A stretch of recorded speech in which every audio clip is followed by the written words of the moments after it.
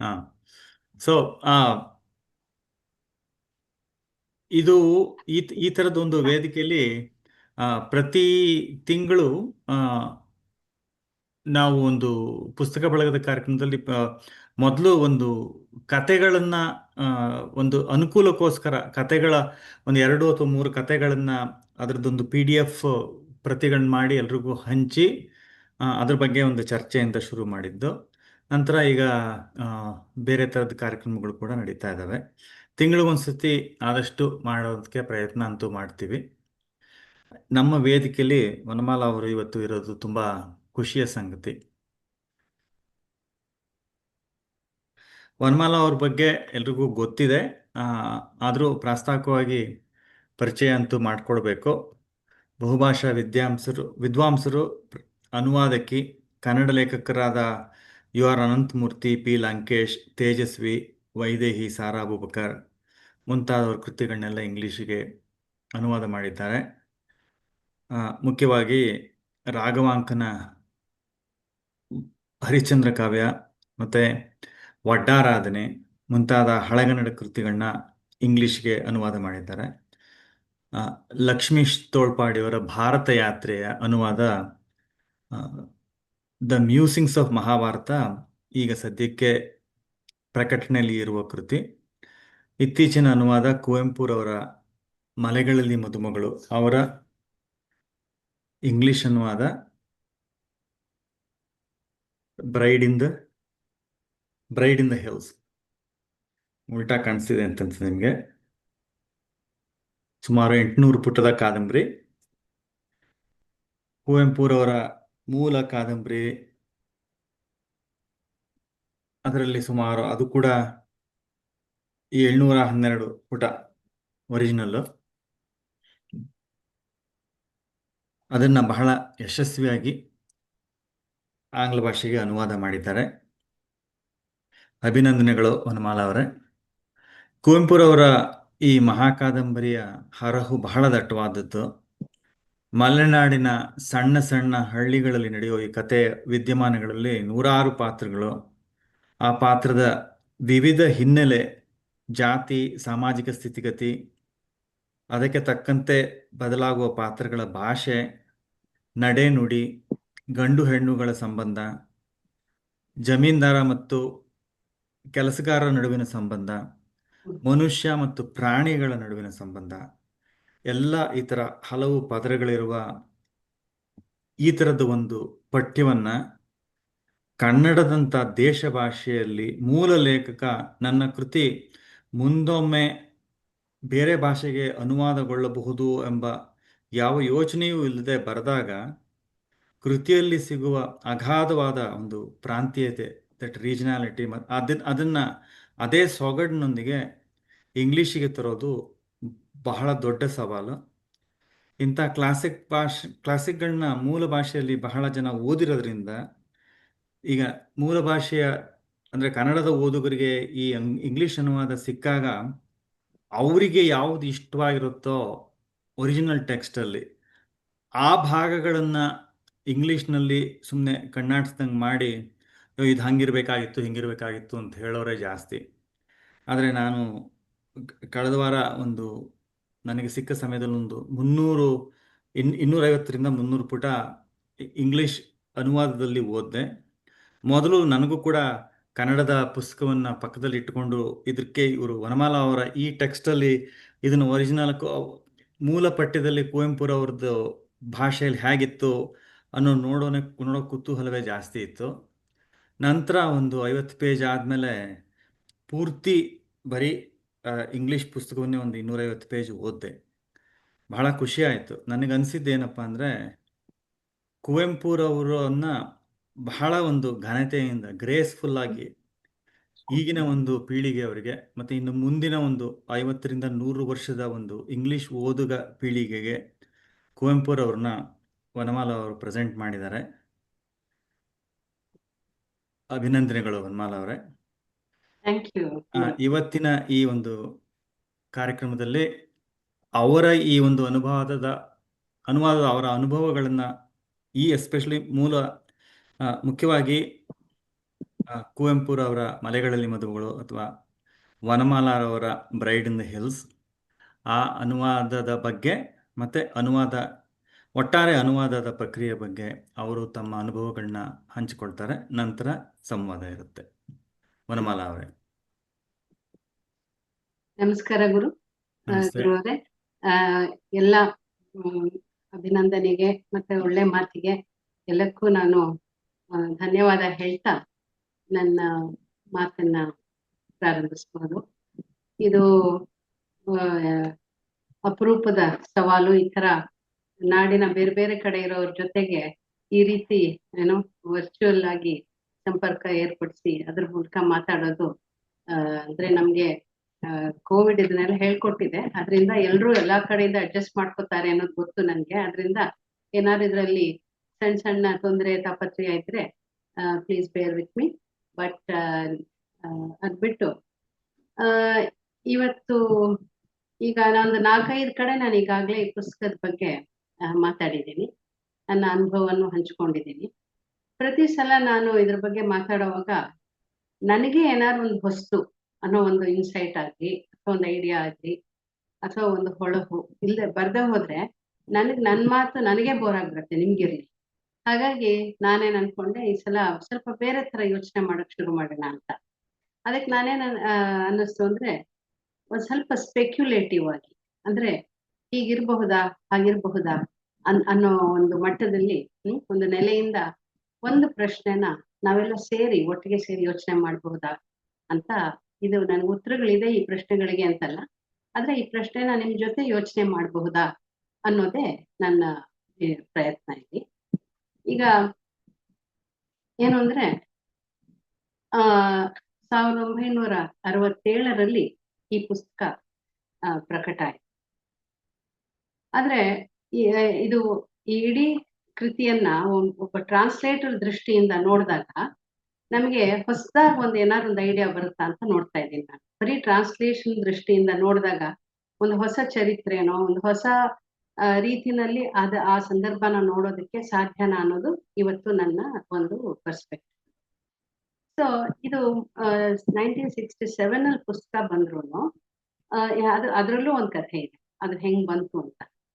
ಕುವೆಂಪು ಅವರು 1936ರಲ್ಲೇ ಈ ಕಾದಂಬರಿ ಬರೆಯೋದಕ್ಕೆ ಶುರು ಮಾಡಿ ಸುಮಾರು ಒಂದು 80 ಪುಟದಷ್ಟು ಬರೆದೂ ಇದ್ರು. ಆಮೇಲೆ ಯಾವ ಕಾರಣಕ್ಕೂ ಅದು ನಿಲ್ಲಿಸಿ ಅದನ್ನ ಕಾನೂರು ಸುಬ್ಬಮ್ಮ ಹೆಗ್ಗಡ್ತಿ ಅದನ್ನು 1936ರಲ್ಲಿ ಪಬ್ಲಿಷ್ ಆಯ್ತು. ಅದಾದ್ಮೇಲೆ ಆಲ್ಮೋಸ್ಟ್ ಒಂಥರ ತಿರ್ಗಾ 1962-63 ಈ ಕಾದಂಬರಿಗೆ ಕೈ ಹಾಕಿರ್ಲಿಲ್ಲ. ಆಮೇಲೆ ಕೈ ಹಾಕಿ ಅದನ್ನ ಬರೆದು 67ರಲ್ಲಿ ಮುಗಿಸಿ ಅದು ಪ್ರಕಟ ಆಯ್ತು. ಸೊ ಈ ಅವರ ಮಗಳು ತಾರಿಣಿ ಚಿದಾನಂದ ಅವರು ಇದು ಮಗಳು ಕಂಡಂತೆ ಕುವೆಂಪು ಅಂತ ಒಂದು ಆತ್ಮಕಥೆ ಬರೆದಿದ್ದಾರೆ. ಅದರಲ್ಲಿ ಒಂದು ಮಾತು ತುಂಬಾ ಮಾರ್ಮಿಕವಾಗಿದೆ. ಅವರು ಕುವೆಂಪು ಅವರು ನಂದು ಒಂದು ಮ್ಯಾಪ್ ಎಲ್ಲೋ ಕಳೆದೋಗ್ಬಿಟ್ಟಿದೆ, ಅದನ್ನ ಹುಡುಕ್ ಕೊಡ್ಬೇಕು ಅನ್ನೋ ತರ ಹೇಳ್ತಾ ಇದ್ದಾರೆ. ಇವರು ಎಲ್ಲಾ ಕಡೆ ಹುಡುಕಿದ್ದಾರೆ, ಯಾವ ಮ್ಯಾಪು ಸಿಕ್ಕಿಲ್ಲ. ಸರಿ, ಆಮೇಲೆ ಒಂದ್ ದಿವ್ಸ ಇದ್ದಕ್ಕಿದ್ದ ಒಂದ್ಸಲ ಇವರು ಕುವೆಂಪು ಅವರು ಏನೋ ಪುಸ್ತಕ ಎಲ್ಲ ಹರಡ್ಕೊಂಡು ಕೆಳಗಡೆ ಕೂತ್ಕೊಂಡು ಏನೋ ಹುಡುಕ್ತಿದ್ರಂತೆ. ಆಮೇಲೆ ತುಂಬಾ ಸಂತೋಷವಾಗಿ ಸಿಕ್ತು ಅಂದ್ರಂತೆ. ಏನಂತ ನೋಡಿದ್ರೆ ಮ್ಯಾಪ್ ಸಿಕ್ತಂತೆ. ಸೊ ಏನಪ್ಪಾ ಅಂತ ನೋಡಿದ್ರೆ ಅವರು ಸುಮ್ಮನೆ ಒಂದು ಚೀಟಿನಲ್ಲಿ ಅಲ್ಲಿ ಬೇರೆ ಬೇರೆ ಪಾತ್ರಗಳು ಅವ್ರಿಗೂ ಏನ್ ಸಂಬಂಧ ಹೀಗೆ ಸುಮ್ಮನೆ ಹಿಂಗೆ ಯಾರೋ ಇದು ಮೈಂಡ್ ಮ್ಯಾಪ್ ಮಾಡ್ತೀವಲ್ಲ ಆ ರೀತಿ ಮಾಡ್ಕೊಂಡು ಅದನ್ನ ಮ್ಯಾಪ್ ಅಂತ ಅನ್ಕೊಂಡಿದ್ರು. ಇವ್ರೇನ್ ಅನ್ಕೊಂಡಿದ್ರು, ನಿಜವಾದ ಮ್ಯಾಪು ಅದೇನೋ ಹಿಂಗೆ ಒಂದ್ ಚಿತ್ರ ಇರುತ್ತೆ, ಈ ಹಳ್ಳಿಯಲ್ಲಿ ಇದು ಆ ತರ ಬರ್ದಿರ್ತಾರೆ ಅಂತ ಇವ್ರು ಅನ್ಕೊಂಡ್ರು. ಆದ್ರೆ ಅವ್ರ ಮನ್ಸಲ್ಲಿ ಇದ್ದಿದ್ ಮ್ಯಾಪೇ ಬೇರೆ ತರದ್ದು. ಏನಂದ್ರೆ ಅದು ಅವರ ಪ್ಲಾಟ್ ಕನ್ಸ್ಟ್ರಕ್ಷನ್ನಿನ ಒಂದು ಮ್ಯಾಪ್ ಇರ್ಬೇಕದು. ಅದು ಸಿಕ್ಕದ್ಮೇಲೆ ಅವ್ರಿಗೆ ಖುಷಿ ಆಗುತ್ತಂತೆ, ಬರಿಬಹುದು ಅಂತ. ಆಮೇಲೆ ಸರಾಗವಾಗಿ ಕುತ್ಕೊಂಡು ಬರೆದು 4 ವರ್ಷ ಬರೆದು ಅದನ್ನ ಮುಗಿಸಿದ್ರು. 67ರಲ್ಲಿ ಅದು ಪಬ್ಲಿಷ್. ಈಗ ನಮ್ಗೆಲ್ಲ ಗೊತ್ತಿರೋ ಹಾಗೆ ಇದು ಕನ್ನಡದ ಅತ್ಯಂತ ಉತ್ತಮ ಕಾದಂಬರಿ. ಈ ಕಾದಂಬರಿಗೆ ಸರಿಸಾಟಿಯಾಗಿ ಇನ್ನೊಂದು ಕಾದಂಬರಿ ಬಂದಿಲ್ಲ ಅಂತ ನಾವೆಲ್ಲರೂ ಒಪ್ಕೊಳ್ತೀವಿ. ಒಂಥರ ಒಂದು ರೀತಿನಲ್ಲಿ ಒಂದು ಎಪಿಕ್ ನಾವೆಲ್ ಇದು. ಅಷ್ಟು ದೊಡ್ಡ ಒಂದು ಹರಹು ಇರುವಂತದ್ದು. ಅದನ್ನ ಈಗ ತಾನೇ ಡಾಕ್ಟರ್ ಗುರುಪ್ರಸಾದ್ ಅವರು ಮಾತು ಹೇಳಿದ್ರು. ಅಂಥ ದೊಡ್ಡ ಕಾದಂಬರಿ ಅದು. ನಮ್ಮ ಅತ್ಯುತ್ತಮ ಕಾದಂಬರಿ. ಇಷ್ಟಾಗಿನೂ ಅದು ಇಷ್ಟು ವರ್ಷ ಅಂದ್ರೆ ಆಲ್ಮೋಸ್ಟ್ ಇದು ಮೊದಲ ಇಂಗ್ಲಿಷ್ ಅನುವಾದ ಬಂದಿದ್ದು 2020ನಲ್ಲಿ ಡಾಕ್ಟರ್ ಶ್ರೀನಿವಾಸ್ ಗೌಡ ಮತ್ತು ಡಾಕ್ಟರ್ ಶ್ರೀಕಂಠೇಶ್ ಮೂರ್ತಿ ಅವರಿಬ್ಬರು ಸೇರಿ ಮಾಡಿದ ಅನುವಾದ ಅದು ಬಂತು. ಸೊ 2020ವರೆಗೂ ಕಾಯ್ಬೇಕು ಅಂದ್ರೆ 53 ವರ್ಷ ಹೆಚ್ಚು ಕಮ್ಮಿ ಕಾದಂಗಾಯ್ತು ಆ ಪ್ರಕಟಣೆ ಆದ್ಮೇಲೆ. ಅದಕ್ಕೆ ಮುಂಚೆ ಹಿಂದಿನಲ್ಲಿ ಪಹಾಡಿ ಕನ್ಯಾ ಅಂತ ಈ ಕೃತಿ ಟ್ರಾನ್ಸ್ಲೇಷನ್ ಆಗಿತ್ತು. ಅದು ಬಿಟ್ರೆ ಇನ್ನೇನು ಆಗಿರಲಿಲ್ಲ. ಆಮೇಲೆ ಈಗ 2010ನಲ್ಲಿ ಈ ಒಂದು ಬೇರೆ ರೀತಿಯ ಒಂದು ಟ್ರಾನ್ಸ್ಲೇಷನ್ ಆಯ್ತು. ಅದ್ಯಾವ ಥರದ್ದು ಅಂತಂದ್ರೆ ಒಂದು ಥಿಯೇಟರ್ ಪ್ರೊಡಕ್ಷನ್ ಆಯ್ತು. ಅದು ನಿಮ್ಗೆ ಗೊತ್ತಿರ್ಬೋದು. 9 ಗಂಟೆ ಕಾಲದ ಒಂದು ಅಡ್ಯಾಪ್ಟೇಷನ್ ತರ ಮಾಡಿ ಅದನ್ನ ಬಸವಲಿಂಗಯ್ಯ ಅವರ ನಿರ್ದೇಶನದಲ್ಲಿ KY ನಾರಾಯಣ ಸ್ವಾಮಿ ಮತ್ತೆ ಇತರರೆಲ್ಲ ಸೇರ್ಕೊಂಡು ಅದಕ್ಕೆ ಸ್ಕ್ರೀನ್ ಪ್ಲೇ ಬರೆದು ಎಲ್ಲ ಮಾಡಿ ಒಂದು ದೊಡ್ಡದೊಂದು ಕಲ್ಚರಲ್ ಇವೆಂಟ್ ಅದು ಆ ಥರ ಒಂದು ಮಾಡಿ ಚೆನ್ನಾಗಿ ಅದನ್ನ ಮಾಡಿದ್ರು. ಸೊ ಅದು ಒಂದು ಬಗೆಯ ಅನುವಾದನೆ. ಆದ್ರೆ ಅದೊಂದಾಯ್ತು. ಬಟ್ ಅಲ್ಲಿವರೆಗೂ ಈ ಇಷ್ಟು ದೊಡ್ಡ ಕೃತಿ, ಇಷ್ಟು ಕನ್ನಡದ ಮೇರು ಕೃತಿ ಅಂತೆಲ್ಲ ಹೇಳ್ತೀವಿ, ಇದು ಯಾಕೆ ಇಂಗ್ಲಿಷ್ಗೆ ಆಗ್ಲಿಲ್ಲ? ಎಷ್ಟೋ ಜನ ಹೇಳಿದ್ದಾರೆ ಈ ಮಾತನ್ನ. ಇದು ಮುಂಚೆನೆ ಇಂಗ್ಲಿಷ್ಗೆ ಆಗಿದ್ರೆ, ಕುವೆಂಪು ಅವ್ರು ಇದ್ದಾಗ್ಲೇ ಆಗ್ಬಿಟ್ಟಿದ್ದಿದ್ರೆ ಇದಕ್ಕೆ ಖಂಡಿತ ನೊಬೆಲ್ ಪ್ರೈಸ್ ಬರ್ತಿತ್ತು ಅಂತ. ಈಗ ಅವ್ರಿಗೆ ನೊಬೆಲ್ ಪ್ರೈಸ್ ಬರ್ಲಿ ಬಿಡ್ಲಿ, ನಮ್ಮ ಮನ್ಸಲ್ಲೆಲ್ಲ ಏನೋ ನಾವೆಲ್ಲ ಅವ್ರಿಗೆ ನೊಬೆಲ್ ಕೊಟ್ಟಾಗೋಯ್ತು. ಯಾಕಂದ್ರೆ ಅಷ್ಟು ಒಳ್ಳೆ ಕಾದಂಬರಿ ಇದು ಅಂತ ನಮ್ಗೆಲ್ಲ ಗೊತ್ತದು. ಆದ್ರೆ ಅದ್ ಯಾಕೆ ಆಗ್ಲಿಲ್ಲ ಅಂತ ನಾನು ಪ್ರಶ್ನೆ ಹಾಕೋತಾ ಇದ್ದೆ. ನನ್ನನ್ನು ಕೆಲವು ಕೇಳಿದ್ರು, ಯಾಕೆ ಇದು ಇಷ್ಟು ತಡ ಆಯ್ತು ಟ್ರಾನ್ಸ್ಲೇಷನ್ ಬರೋದಕ್ಕೆ ಅಂತ. ಅದ್ರ ಬಗ್ಗೆ ಯೋಚನೆ ಮಾಡ್ತಿದ್ದಾಗ ನಂಗೆ ಇದೆಲ್ಲ ಹಾಗೂ ಇವರನ್ನು ಕೇಳಿದೆ ನಾನು. ತಾರಿಣಿ ಅವರನ್ನು ಕೇಳಿದೆ, ಯಾಕೆ ಮೇಡಮ್ ಇದಕ್ಕೆ ಮುಂಚೆ ಇಂಗ್ಲಿಷ್ ಇದು ಬರ್ಲಿಲ್ಲ ಅಂತ. ಯಾರು ತಾವಾಗಿ ಬಂದು ಮಾಡ್ತೀವಿ ಅಂತ ಯಾರು ಕೇಳಲೇ ಇಲ್ಲ ಅಂತ ಕೂಡ ಹೇಳಿದ್ರು ನಮ್ಮ ಇದನ್ನ. ಸೊ ಅದಕ್ಕೆ ಆಶ್ಚರ್ಯ ಆಯ್ತು ನನ್ಗೆ, ಇದೇನೋ ಯಾಕೆ ಬರ್ಲಿಲ್ಲ ಅಂತ ಹೇಳಿ. ಸೊ ಒಂದ್ ನಿಮಿಷ, ಮುಖ ಕಾಣಿಸ್ತಾ ಇದೆ ಹೌದಾ ಈಗ? ಮುಂದುವರಿಸ. ಚೆನ್ನಾಗಿ ಸರಿಯಾಗಿದೆ. ಸೊ ಇದು ಯಾಕೆ ಆಗ್ಲಿಲ್ಲ ಅಂತ ಕೇಳಿದಾಗ ಅವರು ಯಾರು ಮುಂದೆ ಬರ್ಲಿಲ್ಲ ಅನ್ನೋ ತರ ಹೇಳಿದ್ರು. ಈಗ ಒಂದು ರೀತಿಯ ಆಲೋಚನೆ ಮಾಡೋದಾದ್ರೆ ಬಹುಶಃ ಇಂಗ್ಲಿಷ್ ಟ್ರಾನ್ಸ್ಲೇಷನ್ ಮಾಡೋರೆಲ್ಲ ಹೆಚ್ಚು ಕಮ್ಮಿ ಆಗ 60s 70s ಅಲ್ಲಿ ಈ ನವ್ಯ ಇದಕ್ಕೆ ಸೇರ್ತವ್ರು. ನವ್ಯ ಸ್ಕೂಲ್ ಥಾಟ್ ಅವ್ರಿಗೆ ಈ ಇದರಲ್ಲಿ ನವ್ಯ ವಿಮರ್ಶೆಯ ಗ್ರೂಪಿಗೆ ಸೇರ್ತವ್ರು. ಅವ್ರಿಗೆ ತಮ್ಮದು ಇದು ಈಗ ಸಂಸ್ಕಾರ ಅದು 1965 ಅಲ್ಲೇ ಬಂತು. 70 ಹೊತ್ತಿಗೆ ಸಿನಿಮಾ ಆಯ್ತು. 72 ಹೊತ್ತಿಗೆ ಇಂಗ್ಲಿಷ್ ಟ್ರಾನ್ಸ್ಲೇಷನ್ ಬಂತು. ಅದೇ ಅದರ ಓರಿಗೆ ಆಗಿ ಬಂದ ಕುವೆಂಪು ಅವ್ರ ಕೃತಿ ಇಂಗ್ಲಿಷ್ಗೆ ಅವಾಗ ಬರ್ಲಿಲ್ಲ. ಯಾತಕ್ ಬರ್ಲಿಲ್ಲ ಅಂತ ಪ್ರಶ್ನೆ ಮಾಡ್ಕೊಂಡಾಗ ಇದು ಅದರ ಪ್ರಾದೇಶಿಕತೆನೇ ಇರಬಹುದು, ಅದು ಕಷ್ಟ ಅಂತ ಅನ್ಸಿರ್ಬೋದು. ಆದ್ರೆ ಸಂಸ್ಕಾರನೂ ತೀರ್ಥಹಳ್ಳಿ ಅಂತ ಕಡೆ ಆಗುವಂತ ಕಥೆನೆ. ಅಲ್ಲೂ ಸ್ವಲ್ಪ ಮಟ್ಟಿಗೆ ಏನೋ ಪ್ರಕೃತಿ ಬರುತ್ತೆ, ಆದ್ರೆ ಅದು ಮುಖ್ಯವಾದ ನೆಲೆ ಅಲ್ವೇ. ಅದರಿಂದ ಬಹುಶಃ ಸುಲಭ ಆಗಿದ್ದಿರಬಹುದು, ಅಥವಾ ಆ ಪುಸ್ತಕದ ಒಂದು ಏನ್ ಹೇಳ್ಬೋದು ಅದರ ಐಡಿಯಾಲಜಿ ಇರಬಹುದು, ಅಥವಾ ಅದರ ವಸ್ತು ಇರಬಹುದು, ಅದು ಹೆಚ್ಚು ಮಾಡರ್ನಿಸ್ಟ್ ಮೂವ್ಮೆಂಟ್ಗೆ ನವ್ಯ ಇದಕ್ಕೆ ಹತ್ತಿರ ಆದ್ರಿಂದ ಅದು ರಾಮಾನುಜನ್ ಅವರು ಅದೇ ಜಾಡಿನಲ್ಲಿ ಅದೇ ನೆಲೆಯಲ್ಲಿ ಬರೀತಾ ಇದ್ದಿದ್ರಿಂದ ಯಾವಾಗ್ಲೂ ನಮ್ಗೆ ಯಾವ್ದ್ರ ಬಗ್ಗೆ ಹೆಚ್ಚು ಎಂಪತಿ ಇರುತ್ತೋ ಅದನ್ನ ನಾವು ಆರಿಸ್ಕೊಂಡು ಟ್ರಾನ್ಸ್ಲೇಟ್ ಮಾಡೋದು ಸಹಜ. ಹಾಗಾಗಿ ಇದೆಲ್ಲ ಆಗಿರ್ಬಹುದು. ಇದೆಲ್ಲ ಕೆಲವರು ಅದಕ್ಕೆ ಜಾತಿವಾದಿಗಳು ಅಂತ ಕೂಡ ಒಂದು ಆರೋಪನೂ ಹೊರಿಸ್ತಾರೆ. ಅದು ಹೌದೋ ಅಲ್ವೋ ನನ್ಗೆ ಗೊತ್ತಿಲ್ಲ. ಅದಕ್ಕೆ ಇದ್ರಂತೂ ಆಗಿರ್ಲಿಲ್ಲ. ಆಮೇಲೆ ಇವ್ರ ಈ ಕೃತಿ ಬಂತು 2020 ಈ ಕೃತಿ ಬಂತು. ಅಷ್ಟೊತ್ತಿಗೆ ನಾನು ಯೋಚನೆ ಮಾಡಕ್ ಶುರು ಮಾಡಿದ್ದೆ, ಮಾಡೋಣ ಅಂತ ಹೇಳಿ. ಆವಾಗ ಮೊದಲು ಪೆಂಗ್ವಿನ್ ಅವರು ಇದನ್ನ ಒಪ್ಕೊಂಡಿರ್ಲಿಲ್ಲ, ತುಂಬಾ ದೊಡ್ಡ ಪುಸ್ತಕ ಅಂತ. ಬಟ್ ಆಮೇಲೆ ಅದನ್ನ ಚಂದನ್ ಗೌಡ ಅವರೆಲ್ಲ ಅವ್ರ ಜೊತೆ ಮಾತಾಡಿ ಇದು ಹೇಗೆ ಕ್ಲಾಸಿಕ್ ಆದ್ರಿಂದ ಮಾಡಬಹುದೇನೋ ಅಂತ ಕೇಳಿದಾಗ ಅವರು ಮಾಡರ್ನ್ ಕ್ಲಾಸಿಕ್ಸ್ ಇದರಲ್ಲಿ ಮಾಡೋಣ ಅಂತೆಲ್ಲ ಹೇಳಿದ್ರು. ಸೊ ಈಗ ಮಾಡರ್ನ್ ಕ್ಲಾಸಿಕ್ಸ್ ಗಳ ಒಂದು ಗುಣ ಅಂದ್ರೆ ಅದು ಮತ್ತೆ ಮತ್ತೆ ಮತ್ತೆ ಅದನ್ನ ಟ್ರಾನ್ಸ್ಲೇಟ್ ಮಾಡಲಾಗುತ್ತೆ. ಯಾವುದೇ ನೀವು ಕಲ್ಚರಲ್ಲಿ ನೀವು ಹೋದ್ರು ಆ ಒಂದು ಗುಣ ಇದ್ದೇ ಇರುತ್ತೆ ಅದಕ್ಕೆ. ಅಂಡ್ ಟ್ರಾನ್ಸ್ಲೇಷನ್ಗಳೇ ಕೂಡ ಎಷ್ಟೋ ಸಲ ಒಂದು ಕ್ಲಾಸಿಕ್ಗಳಾಗಿ ಮಾಡುವ ಒಂದು ಪರಿಪಾಠನೂ ಇದೆ. ಹಾಗಾಗಿ ಈ ಕೃತಿ ನಮ್ಮಲ್ಲಿ ಈಗ 2ನೇ ಸಲ ಟ್ರಾನ್ಸ್ಲೇಟ್ ಆಗಿರೋದು. ಹೀಗೆ ಇನ್ನು ಮುಂದೆ ಇನ್ನೂ ಅನೇಕರು ಬಂದು ಇನ್ನೂ ಬೇರೆ ಬೇರೆ ರೀತಿಯ ಅದನ್ನ ಪ್ರಯತ್ನಗಳು ಪಟ್ಟು ನಾನ್ ಪಟ್ಟಷ್ಟೇ ಸಂತೋಷ ಅವರು ಪಡ್ಲಿ ಅಂತ ನಾನು ಬಯಸ್ತೀನಿ ಮತ್ತೆ ನಾನು ಹಾರೈಸ್ತೀನಿ. ಸೊ ಆತರ ಆಗ್ಬೇಕು ಈ ಕೃತಿಗೆ ಬೇರೆ ಇದು. ಸೊ ಹೀಗೆ ಬರ್ತಾ ಇರೋದು ಒಂದು ದೊಡ್ಡ ಒಂದು ವಿಷಯ ಅಂತ ನಾನು ಅನ್ಕೊಂಡಿರೋದು.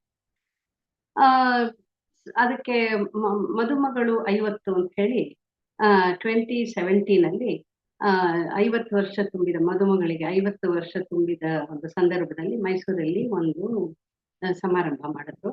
ಅದರಲ್ಲಿ ದೇವನೂರು ಮಹಾದೇವ ಅವರು ತುಂಬಾ ಚೆನ್ನಾಗಿ ಈ ಕೃತಿ ಬಗ್ಗೆ ಮಾತಾಡಿ ಇದನ್ನ ಶತಮಾನದ ಕಾದಂಬರಿ ಅಂತ ಕರೆದಿದ್ದಾರೆ. ಇದು ಬರೀ ಕರ್ನಾಟಕದಲ್ಲಿ ಮಾತ್ರ ಕನ್ನಡಕ್ಕೆ ಮಾತ್ರ ಶತಮಾನದ ಕಾದಂಬರಿ ಅಲ್ಲ, ಒಂದು ಇಡೀ ಭಾರತದ ಸಂದರ್ಭಕ್ಕೆ ಅನ್ವಯ ಆಗೋ ಮಾತಿದು. ಇದು ಶತಮಾನದ ಕಾದಂಬರಿ ಅಂತ ಹೇಳಿದ್ದಾರೆ. ಇದು ಏನೋ ಆ ದೃಷ್ಟಿಯಿಂದ ಕೂಡ ಇದು ಬಹಳ ದೊಡ್ಡ ಎಪಿಕ್ ಅನ್ನೋ ಮಾತನ್ನ ಅವ್ರು ಹೇಳಿ ಅವರು ತುಂಬಾ ಇದ್ರ ಬಗ್ಗೆ ಇದು ಎಲ್ಲಿ ಮುಟ್ಟಿದ್ರು ಉಸಿರಾಡುತ್ತೆ ಈ ಕಾದಂಬರಿ ಅಂತ. ಎಲ್ಲಿ ಮುಟ್ಟಿದ್ರು ಅದ್ರ ಏನೋ ಒಂದು ಆಗ್ತಾ ಇದೆ, ಒಂದು ಉಸಿರು ಆಡ್ತಾ ಇದೆ. ಸೊ ಹೀಗಿರುವಂತ ಒಂದು ಕಾದಂಬರಿ ಹೇಗೆ ಯಾವ ಥರದಲ್ಲಿ ಎಪಿಕ್ ಇದು ಅಂತ ನೋಡ್ಕೊಂಡ್ರೆ ನಾವು ಈಗ ಆಲ್ಡಸ್ ಹಕ್ಸ್ಲಿ ಅನ್ನೋ ಒಬ್ಬ ವಿಮರ್ಶಕ ಹೇಳ್ತಾನೆ, ಅವನು ಒಂದು ದೊಡ್ಡ ಒಂದು ಸುಪ್ರಸಿದ್ಧವಾದ ಒಂದು ಎಸ್ಸೆ ಏನು ಅಂತಂದ್ರೆ ಟ್ರಾಜಡಿ ಅಂಡ್ ದ ಹೋಲ್ ಟ್ರೂತ್ ಅಂತ. ಅವನು ಹೋಮರ್ನಂತಹ ಅವನ ಎಪಿಕ್ ಇದೆಯಲ್ಲ, ಅದು ಒಂದು ರೀತಿಯಲ್ಲಿ ದೊಡ್ಡ ಒಂದು ಇಡೀ ಸತ್ಯವನ್ನ ಹಿಡಿದಿಡುತ್ತೆ. ಅದೇ ಶೇಕ್ಸ್ಪಿಯರ್ನ ಟ್ರಾಜಡಿ ಯಾವುದೋ ಒಂದು ಸತ್ಯದ ಒಂದು ಮುಖವನ್ನ ಬಹಳ ಡೀಪ್ ಆಗಿ ಇಂಟೆನ್ಸ್ ಆಗಿ ಒಂದು ಏನ್ ಹೇಳ್ಬೋದು ಕ್ಲೋಸ್ ಅಪ್ ಅಲ್ಲಿ ನಿಮ್ಗೆ ತೋರಿಸಿ ನಿಮ್ಮ ಮನಸ್ಸನ್ನ ತಟ್ಟುತ್ತೆ.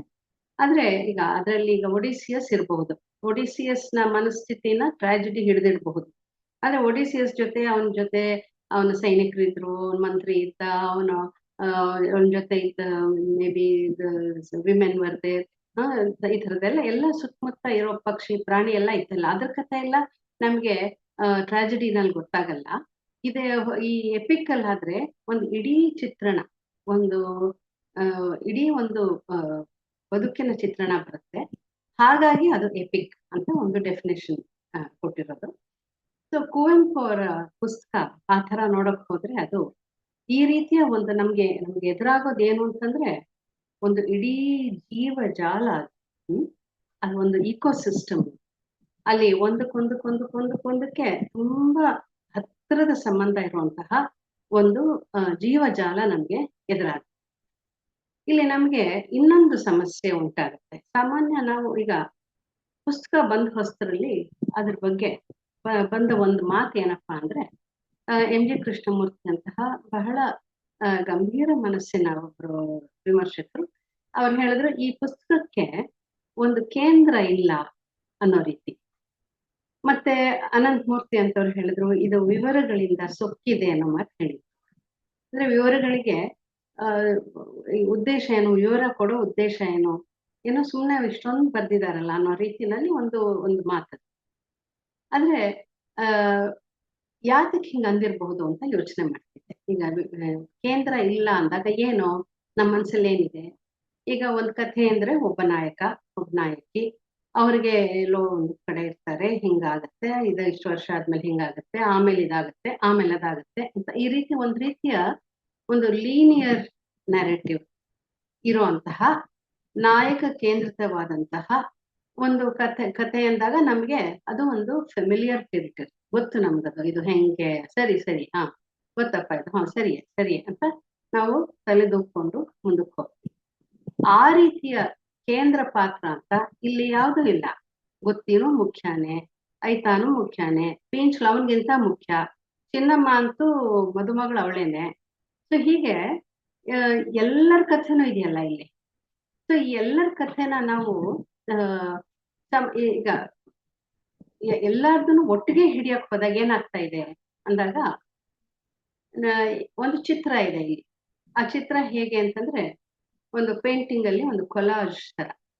ಈಗ ಪೇಂಟಿಂಗ್ ಅನ್ನೋದು ಅದು spatial, it's a spatial experience. ನೀವು ಒಂದು ಚಿತ್ರನ ಈಗ ನನ್ನ ಹಿಂದೆನೆ ಚಿತ್ರ ಇದೆ. ನೀವು ಅದನ್ನ ಹಿಂಗ್ ನೋಡಿದ್ರೆ ಇಡಿಯಾಗ್ ಒಂದ್ ಚಿತ್ರ ಕಾಣಿಸ್ತಾ ಇದೆ ನಿಮ್ಗೆ. ಈ ಮಲ್ನಾಡಿನ ಚಿತ್ರ ಕೂಡ ಸ್ವಲ್ಪ ಮುಂಚೆ ಹಾಕಿದ್ವಿ ನಾವು.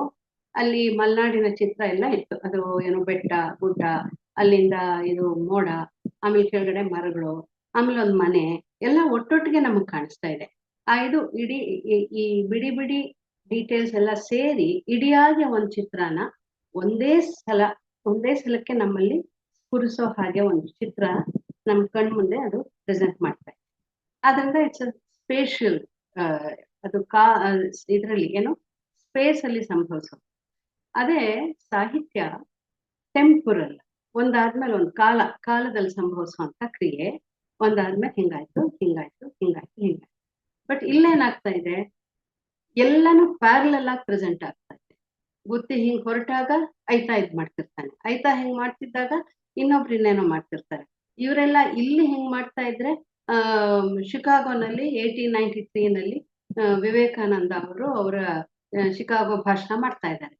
ಹೀಗೆ ಕೆ ವಿ ನಾರಾಯಣ ಅವರು ಇದಕ್ಕೆ ಒಂದು ಸ್ಪೇಷಿಯಲ್ ಹಿಸ್ಟ್ರಿ ಕಾನ್ಸೆಪ್ಟ್ ಇಂದ ಈ ಪುಸ್ತಕನ ನಾವು ನೋಡಿದ್ರೆ ನಮ್ಗೆ ಹೆಚ್ಚು ಇದರ ಈ ಎಸ್ಥೆಟಿಕ್ ನ ಅರ್ಥ ಮಾಡ್ಕೊಳಕ್ಕೆ, ಕುವೆಂಪು ಅವರ ಎಸ್ಥೆಟಿಕ್ ಇದೆಯಲ್ಲ, ಯಾವ ಎಸ್ಥೆಟಿಕ್ ಅದು, ಈಗ ಸಾಮಾನ್ಯವಾಗಿ ಟೆಂಪರಲ್ ಕಥೆ ಹೇಳುವಂತಹ ಕಾದಂಬರಿಗಳು ಬರೆಯುವಂತಹ ಕಥನ ಕ್ರಮವನ್ನ ಇವರು ಹೆಚ್ಚು ಸ್ಪೇಷಿಯಲ್ ಆಗಿ ಒಂದು ಕೊಲಾಜ್ ಅಲ್ಲಿ ಎಲ್ಲಾನು ತೋರಿಸ್ತಾ ಇದ್ದಾರೆ. ಅಥವಾ ಈಗ ಒಂದು ಕ್ವಿಲ್ಟ್ ತರ ಅಂತ ಇಟ್ಕೊಳ್ಳಿ.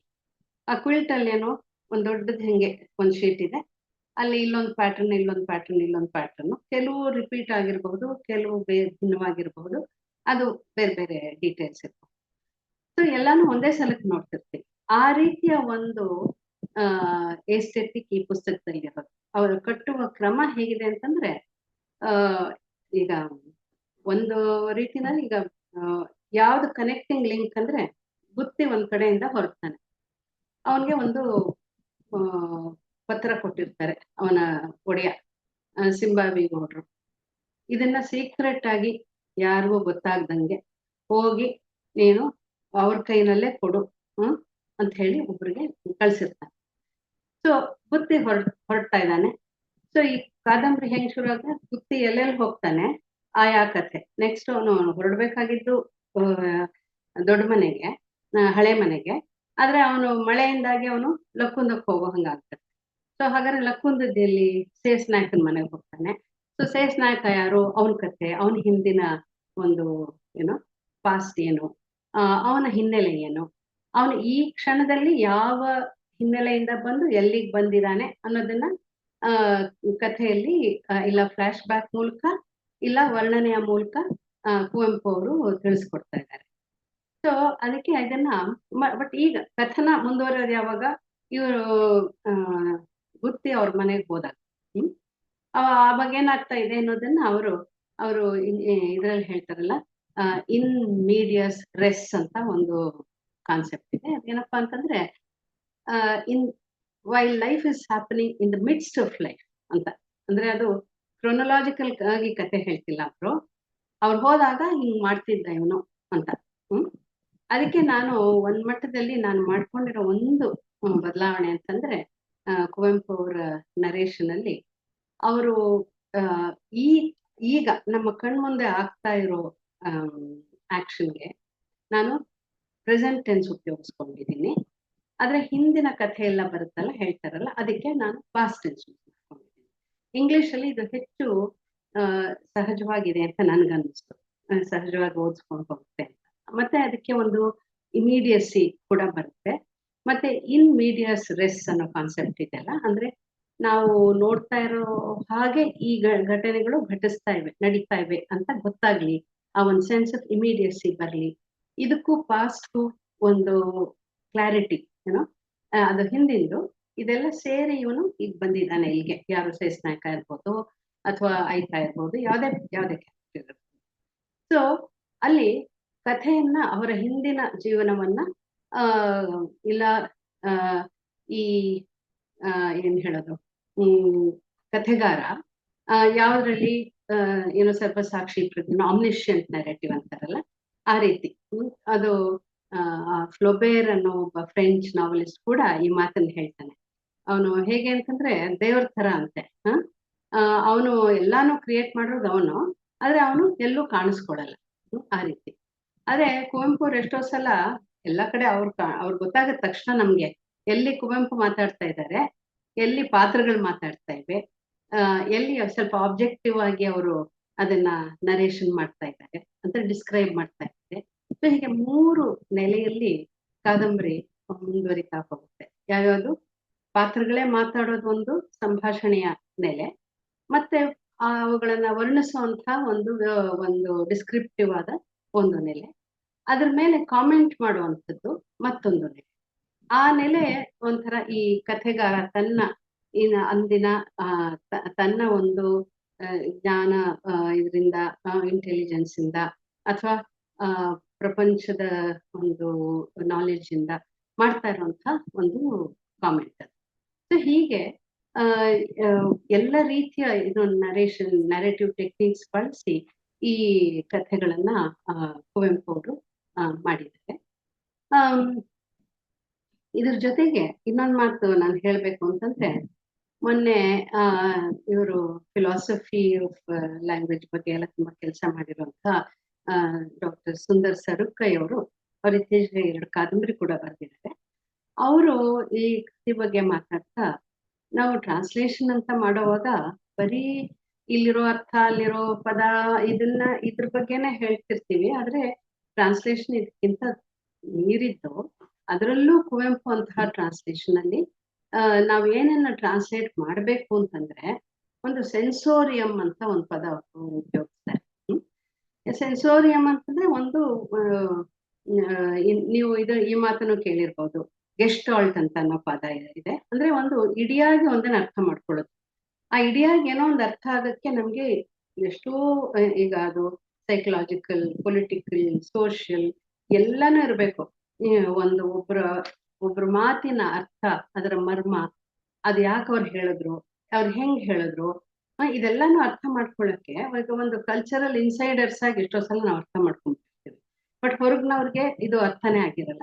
ಈಗ ನಿಮ್ಗೆ ಒಂದ್ ಸಣ್ಣ ಉದಾಹರಣೆ ಕೊಡ್ಬೇಕು ಅಂತಂದ್ರೆ, ನಾನು ಹಿಂದೆ ಸಂಸ್ಕಾರನ ಟ್ರಾನ್ಸ್ಲೇಟ್ ಮಾಡುವಾಗ ಹಾನ್ಸ್ ಶೋಸ್ತ್ರಮ್ ಅಂತ ಅವರು ಸ್ವೀಡಿಶ್ ಟ್ರಾನ್ಸ್ಲೇಟರ್, ಅವರು ಒಂದು ಮಟ್ಟಕ್ಕೆ ಒಂದು ಫಸ್ಟ್ ಡ್ರಾಫ್ಟ್ ಮಾಡ್ಕೊಂಡ್ಬಿಟ್ಟಿದ್ರು. ಆದ್ರೆ ಅವ್ರಿಗೆ ಅಲ್ಲಲ್ಲಿ ಡೌಟ್ ಇತ್ತು. ಅದಕ್ಕೆ ಅವ್ರೇನ್ ಮಾಡಿದ್ರು, ನನ್ನ ಜೊತೆ ಕೆಲಸ ಮಾಡ್ತೀನಿ ಅಂತ ಹೇಳಿ ಬಂದ್ರು. ಆಮೇಲೆ ಅದು ಫಸ್ಟ್ ಪೇಜ್ ಅಲ್ಲಿ ಅವರು ಒಂದು ವಾಕ್ಯ ಇತ್ತು.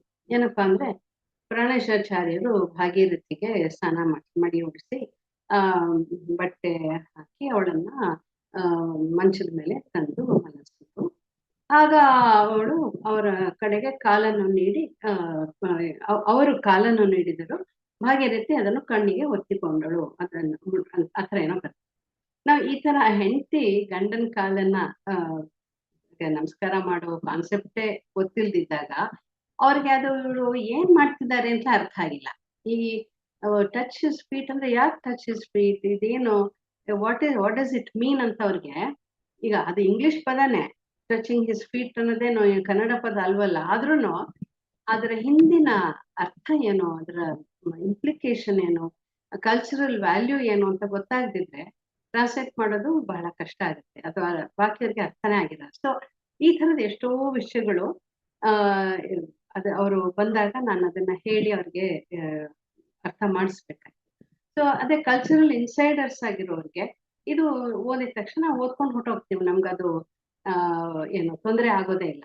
ಸೊ ಇದು ಸುಮ್ಮನೆ ಒಂದು ಉದಾಹರಣೆ. ನಾನು ನಿಮಗೆ ಒಂದು 2-3 ಉದಾಹರಣೆಗಳ ಮೂಲಕ ಈ ಸೆನ್ಸೋರಿಯಂ ಅನ್ನೋ ಮಾತಿದೆಯಲ್ಲ, ಇದನ್ನ ಒಂದು ಉದಾಹರಣೆ ಹೇಳೋಣ ಅಂತ ಅನ್ಕೊಂಡೆ. ಈಗ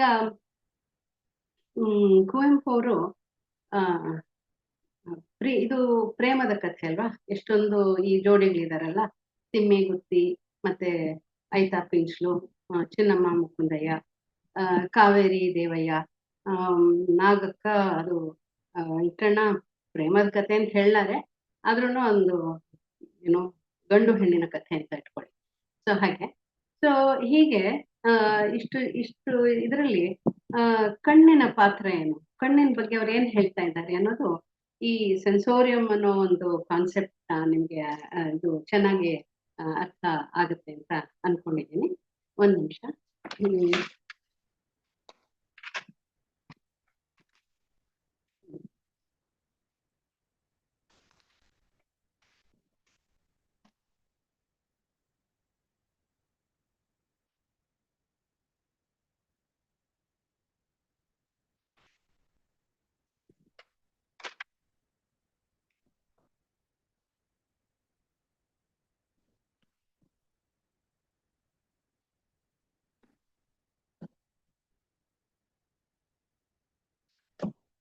ಇದರ ಸಂದರ್ಭ ಏನು ಅಂತ ಒಂಚೂರು ಹೇಳ್ತೀನಿ.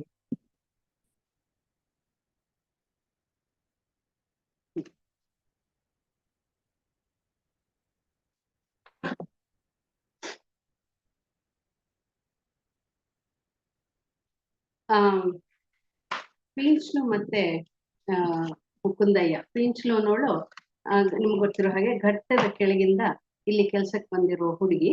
ಐತನ್ನ ಮದುವೆ ಮಾಡ್ಕೊಂಡಿದ್ದಾಳೆ. ಅವಳು ಬಹಳ ಮುದ್ದಾಗಿ ತುಂಬಾ ಲಕ್ಷಣವಾಗಿರುವ ಹೆಣ್ಣು. ಅವಳು ಮತ್ತೆ ಮುಕುಂದಯ್ಯ ಅನ್ನೋನು ಇದು one of the heroes of this novel. So ಅವನು ಚಿನ್ನಮ್ಮನ ಮದುವೆ ಮಾಡ್ಕೋಬೇಕು ಅಂತ ಆಸೆ ಪಟ್ಕೊಂಡು ಇರೋವಂಥವನು. ಸೊ ಇದರಲ್ಲಿ ಅವನು ಪೀಂಚ್ಲನ್ನ ಹೆಂಗಾರು ಮಾಡಿ ಅವಳು ಒಬ್ಳೆ ಸಿಕ್ಕಾಗ ಅವಳನ್ನ ತನ್ನ ದೂತಿ ಏನೋ ಮಾಡ್ಕೊಂಡು, ಅಂದ್ರೆ messenger who can carry messages to Chinnamma, ಆ ತರ ಮಾಡ್ಕೋಬೇಕು ಅಂತ ಕೇಳಬೇಕು ಅಂತ ಆಸೆ ಅವನಿಗೆ. ಆದ್ರೆ ಇವಳ ಗಂಡ ಐತಾ ಇದ್ದಾನಲ್ಲ, ಅವನು ಯಾವಾಗ್ಲೂ ಎಲ್ಲ ಕಡೆ ಮಾತಾಡ್ಬಿಡ್ತಾನೆ, ಸೀಕ್ರೆಟ್ ಇಟ್ಕೊಳ್ಳಕ್ಕೆ ಬರಲ್ಲ. ಇದು ಬಹಳ ಸೀಕ್ರೆಟಿವ್ ಆಗಿ ಮಾಡ್ಬೇಕಾಗಿದ್ದ ಕೆಲಸ. ಹಾಗಾಗಿ ಅವಳು ಒಬ್ಳೆ ಸಿಕ್ಕಾಗ ಅವಳಿಗೆ ಹೇಳಿ ಒಪ್ಸೋಣ ಈ ಕೆಲ್ಸನ ಅಂತ ಅನ್ಕೊಂಡು ಆ ಗಳಿಗೆ ಕಾಯ್ತಿರ್ತಾನೆ. ಆಗ ಅದೇ ಒಂದ್ಸಲ ಏನಾಗುತ್ತೆ, ಅವರಿಬ್ರು ಆ ನದಿ ತೀರದಲ್ಲಿ ಮೀಟ್ ಮಾಡಿದಾಗ ಅವಳು ಹಿಂಗ ತುದಿನಲ್ಲಿ ಕೂತಿರ್ತಾಳೆ. ಆದ್ರೆ ಅವಳಿಗೆ ಒಂದ್ ಕ್ಷಣ ಅವನ ಬಗ್ಗೆ ಒಂದ್ ರೀತಿ ಅಟ್ರಾಕ್ಷನ್ ಹುಟ್ಟುತ್ತೆ. ಆದ್ರೆ ಇವನ್ಗೆ ಆ ರೀತಿ ಅನ್ಸಿರಲ್ಲ. ಅದಕ್ಕೆ ಅವಳು ಒಂದ್ಸಲ ಹಿಂಗ್ ಜಾರ್ತಾಳೆ. ಅವಾಗ ಅವನು ನೀರಿಗೆ ಅವಳು ಬೀಳೋದನ್ನ ತಪ್ಸಕ್ಕೆ ಅಂತ ಹಿಂಗೆ ಹಿಡಿದಾಗ ಅವನ ಕೈ ಅವಳ ಮೈಗೆ ತಗಲುತ್ತೆ. ಅದು ಅವಳಲ್ಲಿ ಇಡೀ ಒಂದು ಕಂಪನ, ಒಂದು ರೀತಿಯ ಏನು ಒಂದು ಥ್ರಿಲ್ ಉಂಟು ಮಾಡಿ ಅವಳ ಮನಸ್ಸು ಚಂಚಲ ಆಗುತ್ತೆ. ಆದ್ರೆ ಅವನು ಆ ಮನಸ್ಸನ್ನ ಹಂಗಿರಲ್ಲ ಅವನಿಗೆ.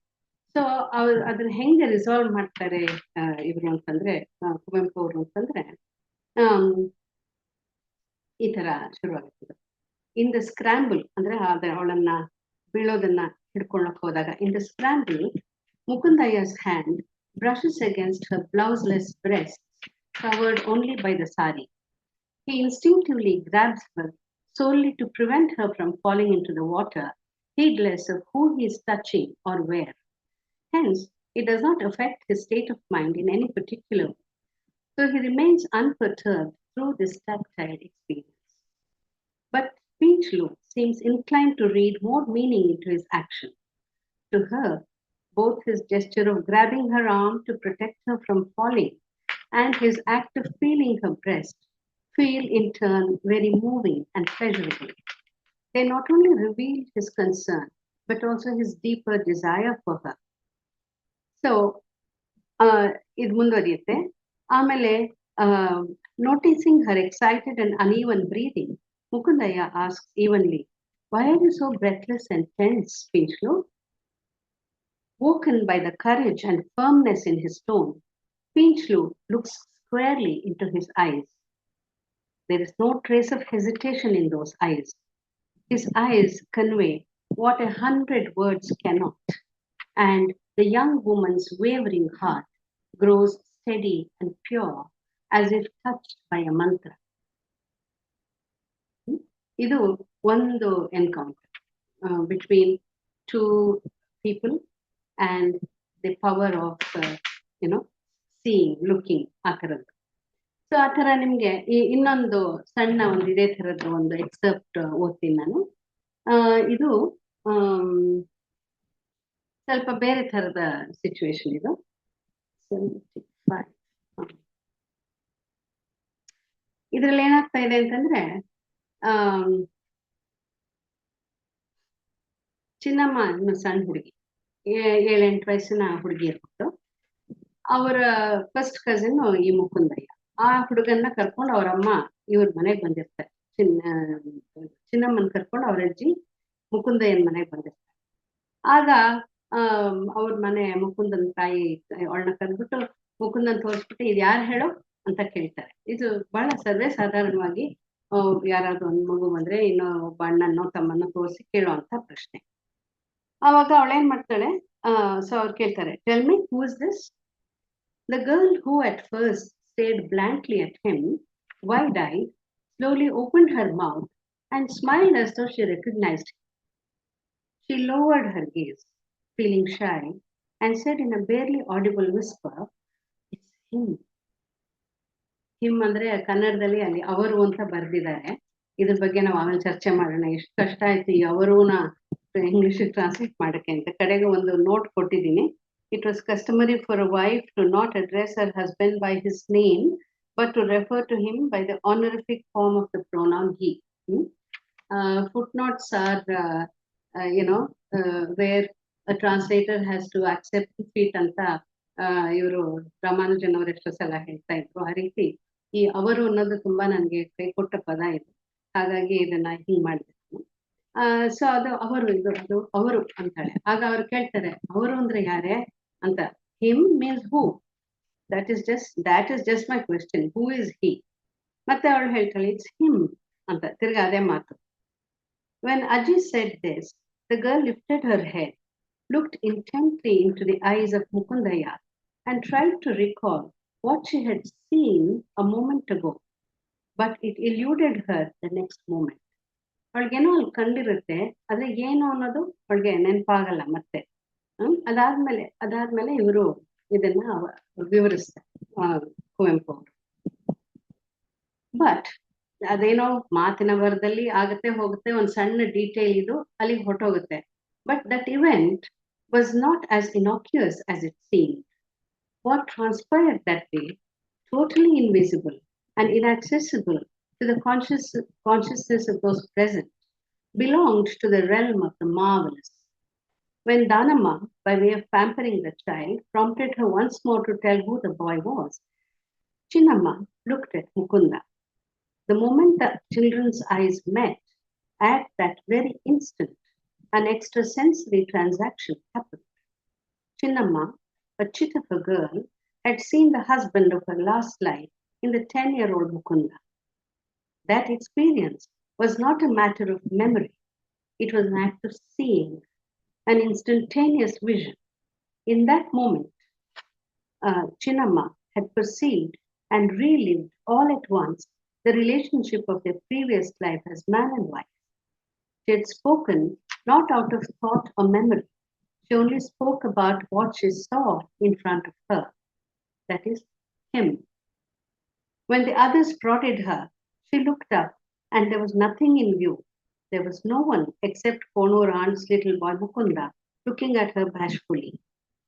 What she had seen so clearly a moment earlier, that knowledge or memory now passed out of her mind's eye without a trace. It was as if the event had never happened. Just for that one moment, the screen of illusion of this life had lifted.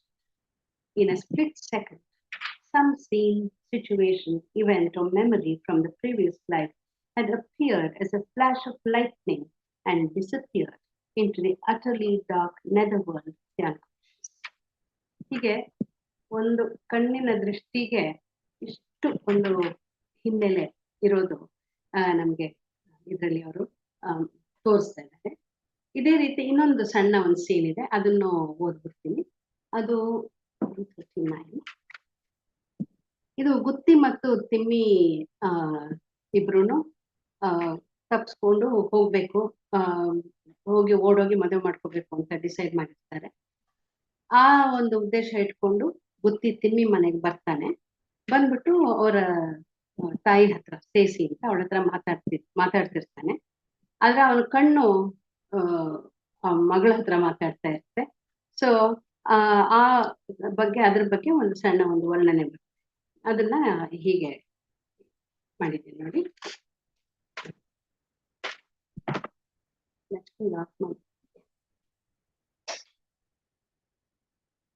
Gutti turns to Sesi to say what he wants to convey to Timmy. I will leave now. I'll wait behind the screw pine shrub near the pond next to the kare bush at the rock edge. ಅಂತ ಅವಳಿಗೆ ಹೇಳ್ಬಿಟ್ಟು ಆಮೇಲೆ he looks intently into Timmy's eyes by way of asking if that's all right. She also looks, not into his eyes, but into the very depths of his heart, into his very being. Oh, how does one describe that look in their eyes, which so yoked them together? That look holds them in an impermeable embrace so tight that even two fornicating cobras in coitus, twisting around each other in frenzied fashion, would be put to shame. That look is the amorous act of giving, a giving in which the red molten life force of the two beings rushes from one heart to another, fusing them. That look is a live wire that conveys to each other the myriad things that have racked them, their dreams, their indomitable resoluteness, their need for reassurance, their irrepressible audacity, the exhilaration of their passion, and the resolve to live with each other unto death. So ಹೀಗೆ ನಾನು ಸುಮ್ಮನೆ ಒಂದು 2-3 ಉದಾಹರಣೆಗಳ ಮೂಲಕ ಏನನ್ನ ಹೇಳ್ತಾ ಇದ್ದೀನಿ ಅಂತಂದ್ರೆ, ಈ ರೀತಿಯ ಒಂದು ಸೂಕ್ಷ್ಮ ಒಂದು ಸಣ್ಣ ಇದರಲ್ಲಿ ದೊಡ್ಡದನ್ನ ತೋರಿಸ್ತಾ ಇದ್ದಾರೆ ಕುವೆಂಪು ಅವರು. ನಾವು ಅದೆಲ್ಲವನ್ನು ಇಡಿಯಾಗಿ ಗ್ರಹಿಸಿದಾಗ ನಮ್ಗೆ ಕುವೆಂಪು ಅವರ ಎಪಿಕ್ ಸ್ಟೇಚರ್ ಯಾವ ಥರದ್ದು, ಅವ್ರು ಹೇಳ್ತಾ ಇರೋ ಹೋಲ್ ಟ್ರೂತ್ ಯಾವ ಥರದ್ದು, ಒಂಥರ ಎಲ್ಲಾನು ಒಂದಕ್ಕೊಂದಕ್ಕೆ ಸಂಬಂಧ ಇರೋ ಇದರಲ್ಲಿ. ಸೊ ಯಾರು ಒಂಟಿ ಅಲ್ಲ, ಯಾವುದು ಅನ್ರಿಲೇಟೆಡ್ ಅಲ್ಲ, ಎಲ್ಲಕ್ಕೂ ಸಂಬಂಧ ಇದೆ. ಒಂದು ರೀತಿಯ ಸಾವಯವತೆ ಅಂತ ಹೇಳಿದ್ರೆ ಇಟ್ಸ್ ಎನ್ ಆರ್ಗ್ಯಾನಿಕ್ ಲೈಫ್. ಆ ರೀತಿಯ ಒಂದು ಇಕಲಾಜಿಕಲ್ ಒಂದು ಪರ್ಸ್ಪೆಕ್ಟಿವ್ನ ಇದರಲ್ಲಿ ನಾವು ಕಾಣಬಹುದು. With that perspective we can read the ನಾವೆಲ್ ಅಂತ ನನಗೆ ಅನ್ಸೋದು. ಸೊ ನಾನು ಹೇಳಿದ್ನಲ್ಲ, ಇದರಲ್ಲಿ ಎಷ್ಟೋ ವಿಷಯಗಳಿದಾವೆ. ನಾನು ದೊಡ್ಡದೇ ಒಂದು ಪ್ಯಾಸೇಜ್ ಓದ್ಬೋದು ಅಂತೆಲ್ಲ ಅನ್ಕೊಂಡಿದ್ದೆ, ಬಟ್ ಅಷ್ಟಕ್ಕೆ ಟೈಮ್ ಇಲ್ಲದೆ ಇರಬಹುದಿಲ್ಲ. ಆದ್ರೆ ಪ್ರಶ್ನೋತ್ತರದ ಟೈಮಲ್ಲಿ ಇದಕ್ಕೆಲ್ಲ ಉತ್ತರ ಹೇಳ್ಬೋದು. ಸೊ ಕೊನೆಯದಾಗ ಒಂದ್ ಮಾತು ನಾನು ಸೇರಿಸೋ ಮಾತಂದ್ರೆ, ವಾಲ್ಟರ್ ಬೆಂಜಮಿನ್ ಅನ್ನೋ ಒಬ್ಬ ಮಾರ್ಕ್ಸಿಸ್ಟ್ ಥಿಂಕರ್, ಅವನು ಟ್ರಾನ್ಸ್ಲೇಷನ್ ಬಗ್ಗೆ ಬರೀತಾ the task of the translator ಅಂತ ಬಹಳ ಸುಪ್ರಸಿದ್ಧವಾದ ಒಂದು ಪ್ರಬಂಧ. ಅದರಲ್ಲಿ ಅವನು ಹೇಳ್ತಾನೆ, ಟ್ರಾನ್ಸ್ಲೇಷನ್ ಒಂದು ಕೃತಿಗೆ ಒಂದು ಆಫ್ಟರ್ ಲೈಫ್, ಮರು ಜೀವ, ಅದಕ್ಕೆ ಇನ್ನೊಂದು ಹುಟ್ಟು, ಹೊಸ ಹುಟ್ಟು, ಮರು ಹುಟ್ಟು, ಹೊಸ ಹುಟ್ಟು ಅಲ್ಲ ಮರು ಹುಟ್ಟು ಕೊಡುತ್ತೆ ಅನ್ನೋ ರೀತಿಯ ಒಂದು ಮಾತು ಹೇಳ್ತಾನೆ. ಸೊ ಪ್ರತಿಯೊಂದು ಟ್ರಾನ್ಸ್ಲೇಷನ್ ಮೂಲಕನೂ ಒಂದು ಕೃತಿ ಮತ್ತೆ ನಮ್ಮ ಕುವೆಂಪು ಅವರ ಕೃತಿ ನಮ್ಮೆಲ್ಲರ ಕಣ್ಣುಗಳನ್ನ ಹಸಿರು ಮಾಡಿ, ನಮ್ಮ ಮನಸ್ಸನ್ನ ಹಿಗ್ಗಿಸಿ, ನಮ್ಮ ವಿಸ್ತಾರವನ್ನ ಇನ್ನೂ ದೊಡ್ಡದ್ ಮಾಡಿ, ಮತ್ತೆ ನಮ್ಮಲ್ಲಿ ಒಂದು ಹೊಸ ಹುರುಪು, ಹೊಸ ಚೈತನ್ಯ, ಹೊಸ ಶಕ್ತಿ ತುಂಬಲಿ. ನಮ್ಮನ್ನ ಈ ಕೃತಿನಲ್ಲಿ ಬಹಳ ಮುಖ್ಯವಾಗಿ ಒಂದು ಥಿಮ್ಯಾಟಿಕ್ ಅಂತ ಹೇಳ್ಬಹುದಾದ್ದು, ಎಲ್ಲ ಒಂದು ಸಣ್ಣ ಪ್ರಾಣಿ ಇರ್ಲಿ, ಪಕ್ಷಿ ಇರ್ಲಿ, ಗಿಡ ಇರ್ಲಿ, ಮರ ಇರ್ಲಿ, ಶೂದ್ರಾತಿ ಶೂದ್ರ ಜಾತಿಗೆ ಸೇರಿದ ಒಬ್ಬ ವ್ಯಕ್ತಿ ಇರ್ಲಿ, ಅಥವಾ ಎತ್ತರದ ಉಚ್ಚ ವರ್ಗದಲ್ಲಿ ಉಚ್ಚ ಜಾತಿಯಲ್ಲಿ ಹುಟ್ಟಿರೋ ಒಬ್ಬರಿಗಾಗ್ಲಿ, ಎಲ್ಲರಿಗೂ ಒಂದು ಎವಲ್ಯೂಷನ್, ಇವಾಲ್ವ್ ಆಗುವಂತಹ ಒಂದು ಪಾಸಿಬಿಲಿಟಿ ಇದೆ, ಟ್ರಾನ್ಸೆಂಡ್ ಆಗೋದಕ್ಕೆ ಅವಕಾಶ ಇದೆ. ಹಾಗಾಗಿ ಅದನ್ನ ಇವರು ಅದಕ್ಕೆ ಇಲ್ಲಿ ಯಾರೂ ಮುಖ್ಯರಲ್ಲ, ಯಾರೂ ಅಮುಖ್ಯರಲ್ಲ, ಎಲ್ರಿಗೂ ಈ ಸಾಧ್ಯತೆ ಇದೆ ಅನ್ನೋದನ್ನ ಅವರು ಈ ಇಡೀ ಕೃತಿನಲ್ಲಿ ಅದನ್ನ ಒಂದು ಮುಖ್ಯವಾದ ಒಂದು ಇದಾಗಿ ನಮಗೆ ತೋರಿಸ್ತಾರೆ. ಸೊ ಅದನ್ನ ಒಂದು ರೀತಿಯ ಅನಿಕೇತನದ ಸ್ಥಿತಿ ಅಂತ ಕೂಡ ಹೇಳಬಹುದು. ಅನಿಕೇತನ ಅಂದ್ರೆ ಮನೆ, ಅನಿಕೇತನ ಅಂದ್ರೆ ಮನೆ ಅಂದ್ರೆ ಒಂದು ಐಡೆಂಟಿಟಿ ಅಂತ ಇಟ್ಕೊಂಡು. ಸೊ ನಾವೆಲ್ಲ ಐಡೆಂಟಿಟಿಗಳಿಗೆ ಕಟ್ಟು ಬಿದ್ದು ನಮ್ಮ ಸುತ್ತು ಕಟ್ಕೊಂಡಿರುವಂತಹ ಜೈಲು ಒಂದೊಂದ್ಸಲ ಅದು. ಸೊ ಅದರಿಂದ ಬಿಡಿಸ್ಕೊಂಡು ಹೆಚ್ಚು ಫ್ರೀ ಆಗ್ತಾ ಹೋಗೋದೇ ಟ್ರಾನ್ಸೆಂಡೆನ್ಸ್ ಅಂತ ಅವರ ಇದರಲ್ಲಿ. ಹಾಗೆ ಅದನ್ನ ಒಂದು ಆಗುವ ಮಾಗುವ ಸ್ಥಿತಿಗೆ ನಮ್ಮನ್ನೆಲ್ಲ ಈ ಕಾದಂಬರಿಯ ಓದು, ಮರು ಓದು, ಮತ್ತೊಮ್ಮೆ ಓದೋದು ಹೀಗೆ ಮಾಡೋದ್ರ ಮೂಲಕ, ಚರ್ಚೆಗಳ ಮೂಲಕ, ಅದ್ರ ಬಗ್ಗೆ ನಾವು ಚಿಂತನೆ ಮಾಡೋದ್ರ ಮೂಲಕ ನಮಗೆ ಹೆಚ್ಚಿನ ಒಂದು ಎತ್ತರಕ್ಕೆ ನಾವು ಏರೋಣ, ಅನಿಕೇತರಾಗೋಣ ಅಂತ ಹೇಳಿ ನನ್ನ ಮಾತನ್ನು ಮುಗಿಸ್ತೀನಿ. ನಮಸ್ಕಾರ.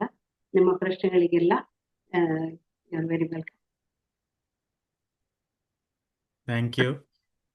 ತುಂಬ ಚೆನ್ನಾಗಿತ್ತು ಅನ್ಮಲ್ ಅವರೇ, ತುಂಬ ಥ್ಯಾಂಕ್ ಯು. ಆ, ಪ್ರಶ್ನೆಗಳಿದ್ರೆ ಹ್ಯಾಂಡ್ ರೈಸ್ ಆಪ್ಷನ್ ಇದೆ. ನಾನು ಒಂದೇ ಒಂದು ಕಾಮೆಂಟ್ ಮಾಡಿ ನನ್ನದೇ ಒಂದು ಪ್ರಶ್ನೆ ಇದೆ, ಅದನ್ನ ಕೇಳಿ ಆಮೇಲೆ ಉಳಿದ ಪ್ರಶ್ನೆಗಳನ್ನ ತೆಗೆದುಕೊಳ್ಬೋದು. ನೀವು ಈ ಸೆನ್ಸೋರಿಯಂ ಅಂತ, ನಾನು ಇದ್ದೆ ಸಾರುಕಾಯ್ ಅವರು ಮಾತಾಡಿದಾಗ, ಅಲ್ಲಿ ಆ, ಒಟ್ಟಾರೆ ಸೆನ್ಸೋರಿಯಂ ಅದನ್ನ ನಾವು ಟ್ರಾನ್ಸ್ಲೇಟ್ ಮಾಡೋದಕ್ಕೆ ಈ ಇಂಡಿವಿಜುವಲ್ ಡೀಟೇಲ್ಸ್ ಎಷ್ಟು ಇಂಪಾರ್ಟೆಂಟ್ ಆಗುತ್ತೆ ನಾವು ಸೆನ್ಸೋರಿಯಂನ ಟ್ರಾನ್ಸ್ಲೇಟ್ ಮಾಡೋದಕ್ಕೆ. ನೀವು ಇಲ್ಲಿ ನನಗೆ ಅದ್ರ ಬಗ್ಗೆ ನೀವು ಮಾತಾಡ್ತಾ, ನೀವು ಒಂದು ವರ್ಡ್ ಹಿಮ್, ಅವಳು, ಅವನು, ಅವರುಗೆ ಹಿಮ್ ಅನ್ನೋದನ್ನ ಆನರಿಫಿಕ್ ಫಾರ್ಮ್ ಆಫ್ ದ ಪ್ರೊನೌನ್ ಹಿ ಅಂತ ನೀವು ಫುಟ್ ನೋಟ್ ಕೊಟ್ಟಿದ್ದೀರಾ.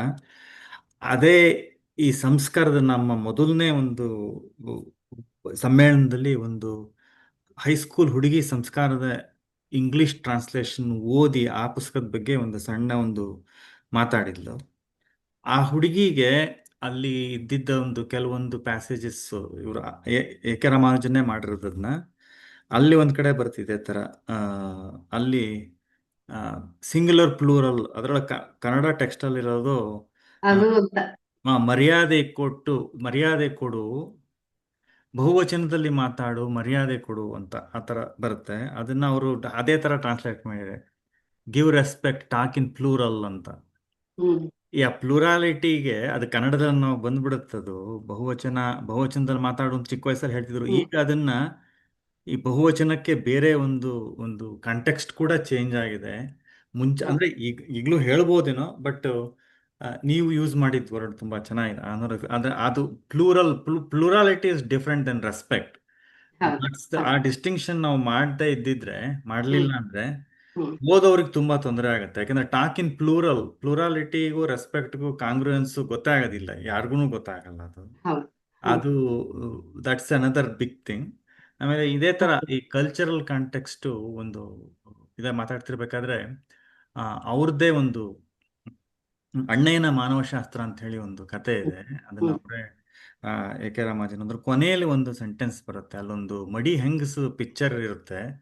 ಅದನ್ನ ನೋಡಿದಾಗ ಅದು ಆ, ಕಪ್ಪು ಬಿಳುಪು ಚಿತ್ರ ಇದ್ರು ಆಕೆ ಸೀರೆ ಕೆಂಪು ಎಂದು ನನಗೆ ಗೊತ್ತಾಗಿತ್ತು ಅಂತ ಇವ್ರ ಕತೆ ಎಂಡ್ ಆಗುತ್ತೆ. ಆದ್ರೆ ಅವನು ಅಮೆರಿಕಾದ ಫ್ರೆಂಡ್ಗೆ ನಿನಗೆ ಹೆಂಗ್ ಗೊತ್ತಾಯ್ತು ಕೆಂಪು ಸೀರೆ ಅಂತ, ಅವನಿಗೆ ಅದು ಬರೋದೇ ಇಲ್ಲ, ಕಾನ್ಸೆಪ್ಟೇ ಬರೋದಿಲ್ಲ. ಆ ಕಲ್ಚರ್ ಗೊತ್ತಿಲ್ಲದೆ ಇದ್ರೆ ಇದರದ್ದೆಲ್ಲ ಟ್ರಾನ್ಸ್ಲೇಟ್ ಮಾಡೋದು ಇವೆಲ್ಲ, ಇದನ್ನ ಕನ್ನಡದಲ್ಲಿ ಬರೆಯೋದು ಕಷ್ಟ, ಅದನ್ನ ನೀನು ಇಂಗ್ಲಿಷ್ಗೆ ಟ್ರಾನ್ಸ್ಲೇಟ್ ಮಾಡೋದು ಇನ್ನೂ ಕಷ್ಟ.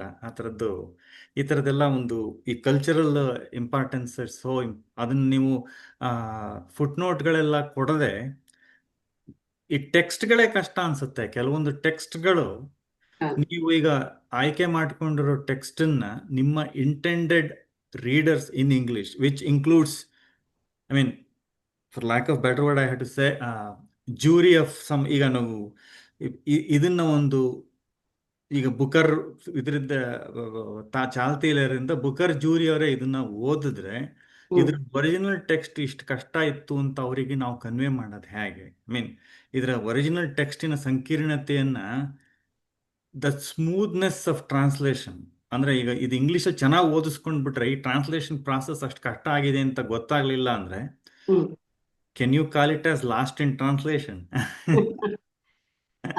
ಅದು ಈಗ ಒಂದು ಮುಂಚೆ ಈಗ ಕಲೋನಿಯಲ್ ಟ್ರಾನ್ಸ್ಲೇಟರ್ಸ್ ಟ್ರಾನ್ಸ್ಲೇಟ್ ಮಾಡ್ತಿದ್ದಾಗ, ಅಥವಾ ಒಂದು ರೀತಿಯ ಯಾವ್ದನ್ನ ಇಂಡಲಾಜಿಕಲ್ ಮಾಡೆಲ್ ಅಂತ ಕರಿಬಹುದು, ಅದೇನು ಅದೂ ಎಲ್ಲ ಒಂದ್ ಸೆಟ್ ಒಂದ್ ಮಾಡೆಲ್ ಅಂತಲ್ಲ, ಒಂದು ಬ್ರ್ಯಾಂಡ್ ಅಂತ ಇಟ್ಕೊಂಡು ಅಥವಾ ಒಂದು ಫಾರ್ಮ್ ಆಫ್ ದ್ಯಾಟ್ ಅಂತ ನೋಡಿದ್ರೆ, ತುಂಬಾ ಎಲ್ಲಾ ಪದಕ್ಕೂನು ಒಂಥರ ಕೆಳಗಡೆ ಪ್ರತಿಪದಾರ್ಥ ಕೊಟ್ಟು ಆ ರೀತಿಯ ತುಂಬಾ ಅದನ್ನ ಸ್ವಲ್ಪ ಕಗ್ಗಂಟಾಗಿ ಕಾಣಿಸೋ ಹಾಗೆ ಮಾಡುವ ಒಂದು ಇದಿತ್ತು, ಎಲ್ಲಾನು ಎಕ್ಸ್ಪ್ಲೇನ್ ಮಾಡಕ್ ಹೋಗ್ತೀವಿ ಅಂತ.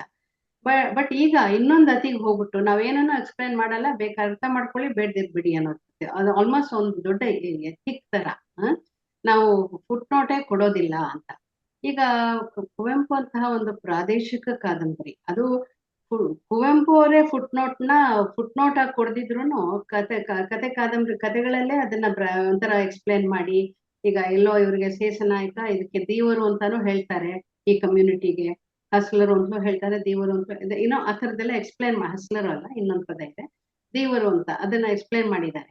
ಸೊ ಎಷ್ಟೋ ಕಡೆ ಮತ್ತೆ ಅದನ್ನ ಬ್ರಾಕೆಟ್ ಅಲ್ಲೇ ಎಕ್ಸ್ಪ್ಲೈನ್ ಮಾಡ್ತಿದ್ರು ತನ್ನ ಡಿಸ್ಕ್ರಿಪ್ಷನ್ ಅಲ್ಲಿ ಎಕ್ಸ್ಪ್ಲೈನ್ ಮಾಡಿದ್ದಾರೆ ಎಷ್ಟೋ ಇದನ್ನ. ಯಾಕಂದ್ರೆ ಅವ್ರಿಗೆ ಗೊತ್ತು ಪ್ರಾದೇಶಿಕವಾಗಿ ಬಳಸೋ ಎಷ್ಟೋ ಪದಗಳು ಶಿಷ್ಟ ಕನ್ನಡದಲ್ಲಿ ಇರೋ ಓದುಗರಿಗೆ, ಮೈಸೂರಿನವರು, ಬೆಂಗಳೂರಿನವರು, ಇವ್ರಿಗೆಲ್ಲ ಅರ್ಥ ಆಗದೆ ಇರಬಹುದು ಅನ್ನೋ ಒಂದು ಅವೇರ್ನೆಸ್ ಇರೋದ್ರಿಂದ ಅವ್ರೇನ್ ಮಾಡಿದ್ದಾರೆ, ತಾವೇ ಎಷ್ಟನ್ನೋ ಗ್ಲಾಸರಿ ತರ ತಾವೇ ಕೊಟ್ಬಿಟ್ಟಿದ್ದಾರೆ ಒಳಗಡೆನೆ, ಕೃತಿಯ ಒಳಗಡೆನೆ. ಅದಕ್ಕೆ ಹೊಸದಾಗಿ ಡಿಕ್ಷನರಿ ತರ ಕೊಟ್ಟಿಲ್ಲ, ಕೃತಿ ಬರಿತಾನೆ ಕೊಟ್ಟಿದ್ದಾರೆ.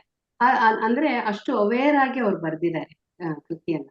ಅದರಿಂದ ಅದು ಒಂದ್ ಮಟ್ಟಿಗೆ ಸುಲಭ ಆಯ್ತದು, because the description and explanation is already built in to the text. I just have to translate. ಅವಾಗ ನಾನು ಹಾಗಾಗಿ ಇಡೀ 800 ಪುಟದ ಕೃತಿಗೆ 30 ಫುಟ್ನೋಟ್ ಕೊಟ್ಟಿದ್ದೀನಿ ಇದರಲ್ಲಿ, ಈ ಕೃತಿಗೆ. ಅದರಲ್ಲಿ ಈಗ looking back I feel may be 15 ಕೊಟ್ಟಿದ್ರು ಸಾಕಾಗಿರೋದೇನೋ ಅಂತ ಈಗ ಅನ್ನಿಸ್ತಾ ಇದೆ. ಬಟ್ ಆದ್ರೂ ಒಂದಷ್ಟು ಈಗ ಈ ಹಿ ಅನ್ನೋದನ್ನ ನಾನು ಅರ್ಥ ಮಾಡಿಸ್ದೆ ಹೋದ್ರೆ ಅವರು ಅಂತ ಇಡೀ ಸೀನ್ ಅರ್ಥ ಆಗಲ್ಲ. ಏನ್ ಹೇಳ್ತಿದ್ದಾರೆ ಕುವೆಂಪು, ಯಾವ್ದೋ ಈಗ ಬೇರೆ ಜನ್ಮದ ಪುನರ್ಜನ್ಮದ ಮಾತು ಬರ್ತಾ ಇದೆ, ಇಲ್ಲಿ ರೀಇನ್ಕಾರ್ನೇಷನ್ ಮಾತು ಬರ್ತಾ ಇದೆ. ಈ ಇಡೀ ಕಾನ್ಸೆಪ್ಟ್ನೇ ನಾವು ಬಿಟ್ಕೊಟ್ಟು ಹಂಗ ಆಗ್ಬಿಡುತ್ತೆ. ಸೊ ಅದರಿಂದ ನನ್ನ ಮಟ್ಟಿಗೆ ಟ್ರಾನ್ಸ್ಲೇಷನ್ ಅಲ್ಲಿ ಯಾವ ಅತಿಯಾಗೂ ನಾವು ಹೋಗಕ್ಕಾಗಲ್ಲ. ನಾನು ಕೊಡೋದೇ ಇಲ್ಲ ಅಂತೂ ಹೇಳಕ್ಕಾಗಲ್ಲ, ಎಲ್ಲಾನು ಎಕ್ಸ್ಪ್ಲೇನ್ ಮಾಡ್ತೀನಿ ಅಂತೂ ಹೇಳಕ್ಕಾಗಲ್ಲ, ಯಾರು ಓದಲ್ಲ ಅಷ್ಟೇನೆ, ಆ ಥರ ಆಗೋಗುತ್ತೆ. ಅಥವಾ ಇಲ್ಲಿ ಓದಿದ್ರು ಅರ್ಥ ಆಗಿರಲ್ಲ, ಇವ್ರು ಏನ್ ಹೇಳ್ತಿದ್ದಾರೆ ಅಂತ ಅರ್ಥ ಆಗಿಲ್ಲ. ಸೊ ಏನೋ ಒಂದು ಸ್ಥೂಲವಾಗಿ ಓದ್ಕೊಂಡು ಹೋಗ್ಬೋದೇನೋ ಅಷ್ಟೇನೆ, ಬಟ್ ಅರ್ಥ ಆಗದೆ ಇರಬಹುದು. ಹಾಗಾಗಿ ನನ್ಗನ್ಸುತ್ತೆ it is a balancing act where you try and establish the authenticity of the text along with its communicability.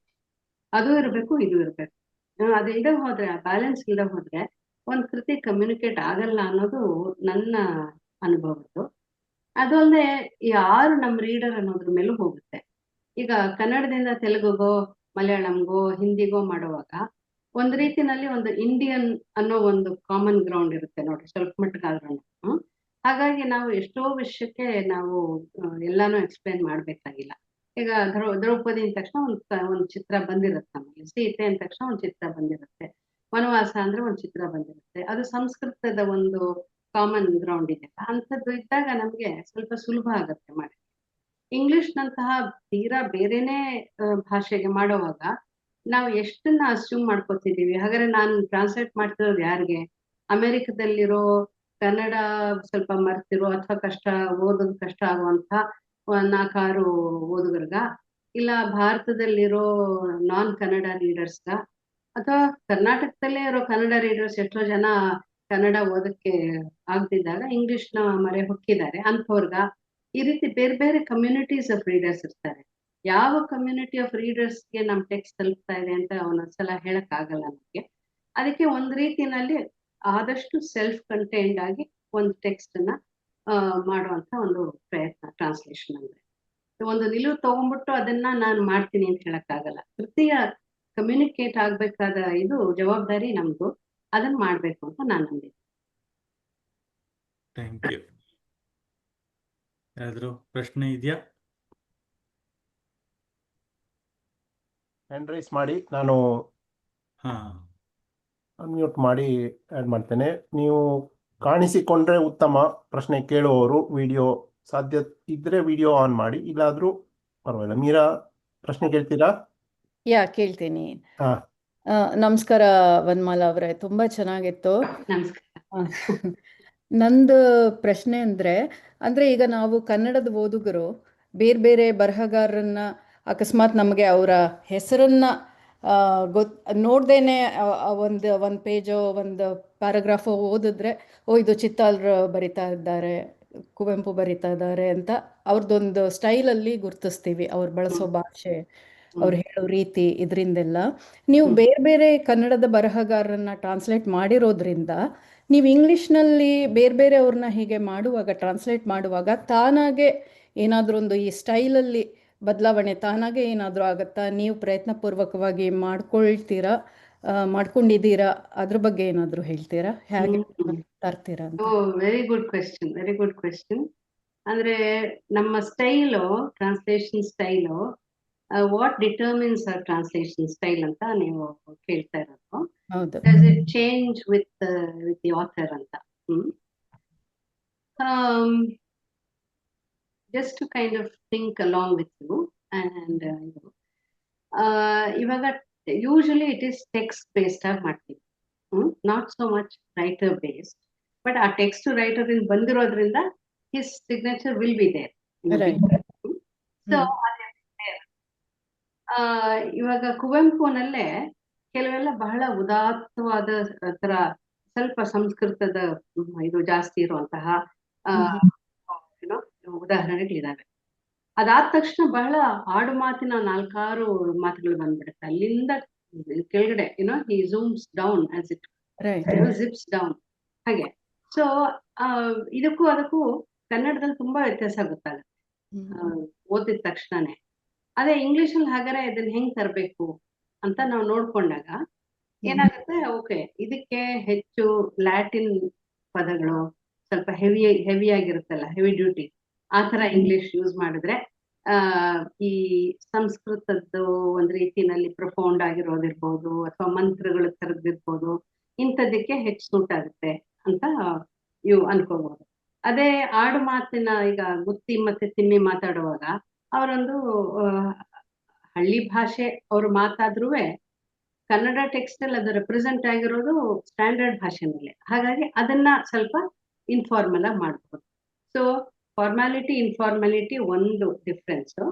ಇನ್ನೊಂದು ಡಿಫ್ರೆನ್ಸ್ ಡಿಕ್ಷನ್ ನಲ್ಲಿ ಹೆಚ್ಚು ಇದು ಲ್ಯಾಟಿನೇಟ್ ಟರ್ಮ್ಸ್ ಯೂಸ್ ಮಾಡಿ to make it more serious, more it should have some gravitas ಅಂತಾರಲ್ಲ ಹಾಗೆ, ಗ್ರಾವಿಟಾಸ್ ಅದಕ್ಕೊಂದು ಗಾಂಭೀರ್ಯ ತಂದ್ಕೊಡ್ತಾ ಇಲ್ವಾ ಹೇಗೆ ಅಂತ ಇದು. ಸೊ ಲಾರ್ಜ್ಲಿ ನಾನ್ ಮಾಡಿರೋದು text based, not so much ಅಂದ್ರೆ ಬಿಕಾಸ್ ಎವ್ರಿ ರೈಟರ್ ಆಲ್ಸೋ ಏನೋ ಅದರಲ್ಲೂ ನಾವೆಲ್ ಅಂತ ಒಂದು ಫಾರ್ಮ್ ಅಲ್ಲಿ it's A long format text ಅಲ್ವಾ. ಸೊ ಬೇರೆ ಅಷ್ಟು ಈಗ ಪೊಯಿಟ್ರಿನಲ್ಲಿ ಸ್ವಲ್ಪ ಮಟ್ಟಿಗೆ ನಾವು ಹೇಳ್ಬೋದು, ಈಗ ಇದು ಅಡಿಗರು ಬರ್ದಿರೋದು ಅಂತ ಹೇಳ್ತೀವಿ. ಇದು ನಿಮ್ಗೊಂದು ಸೆನ್ಸೋರಿಯಮ್ಮೆ ಎಕ್ಸಾಂಪಲ್ ಫಾರ್ ಸೆನ್ಸೋರಿಯಂ. ನಮ್ಗೆ kind of an overall picture of his style. ಒಂಥರ ಅದನ್ನ ನಾವು but as translators we have to do it only piecemeal, right? Each item each aspect ತಗೊಂಡ್ ಮಾಡ್ಬೇಕಾಗುತ್ತೆ. ಸೊ ಹಾಗೆ ಮಾಡುವಾಗ ನನ್ಗನ್ಸುತ್ತೆ ಮೈ focus is more on at that point what is the style of the writer, and in the next moment what is the style anta hage. So aa reeti ಮಾಡ್ಕೊಂಡು ಈಗ I can just give a quick example to you.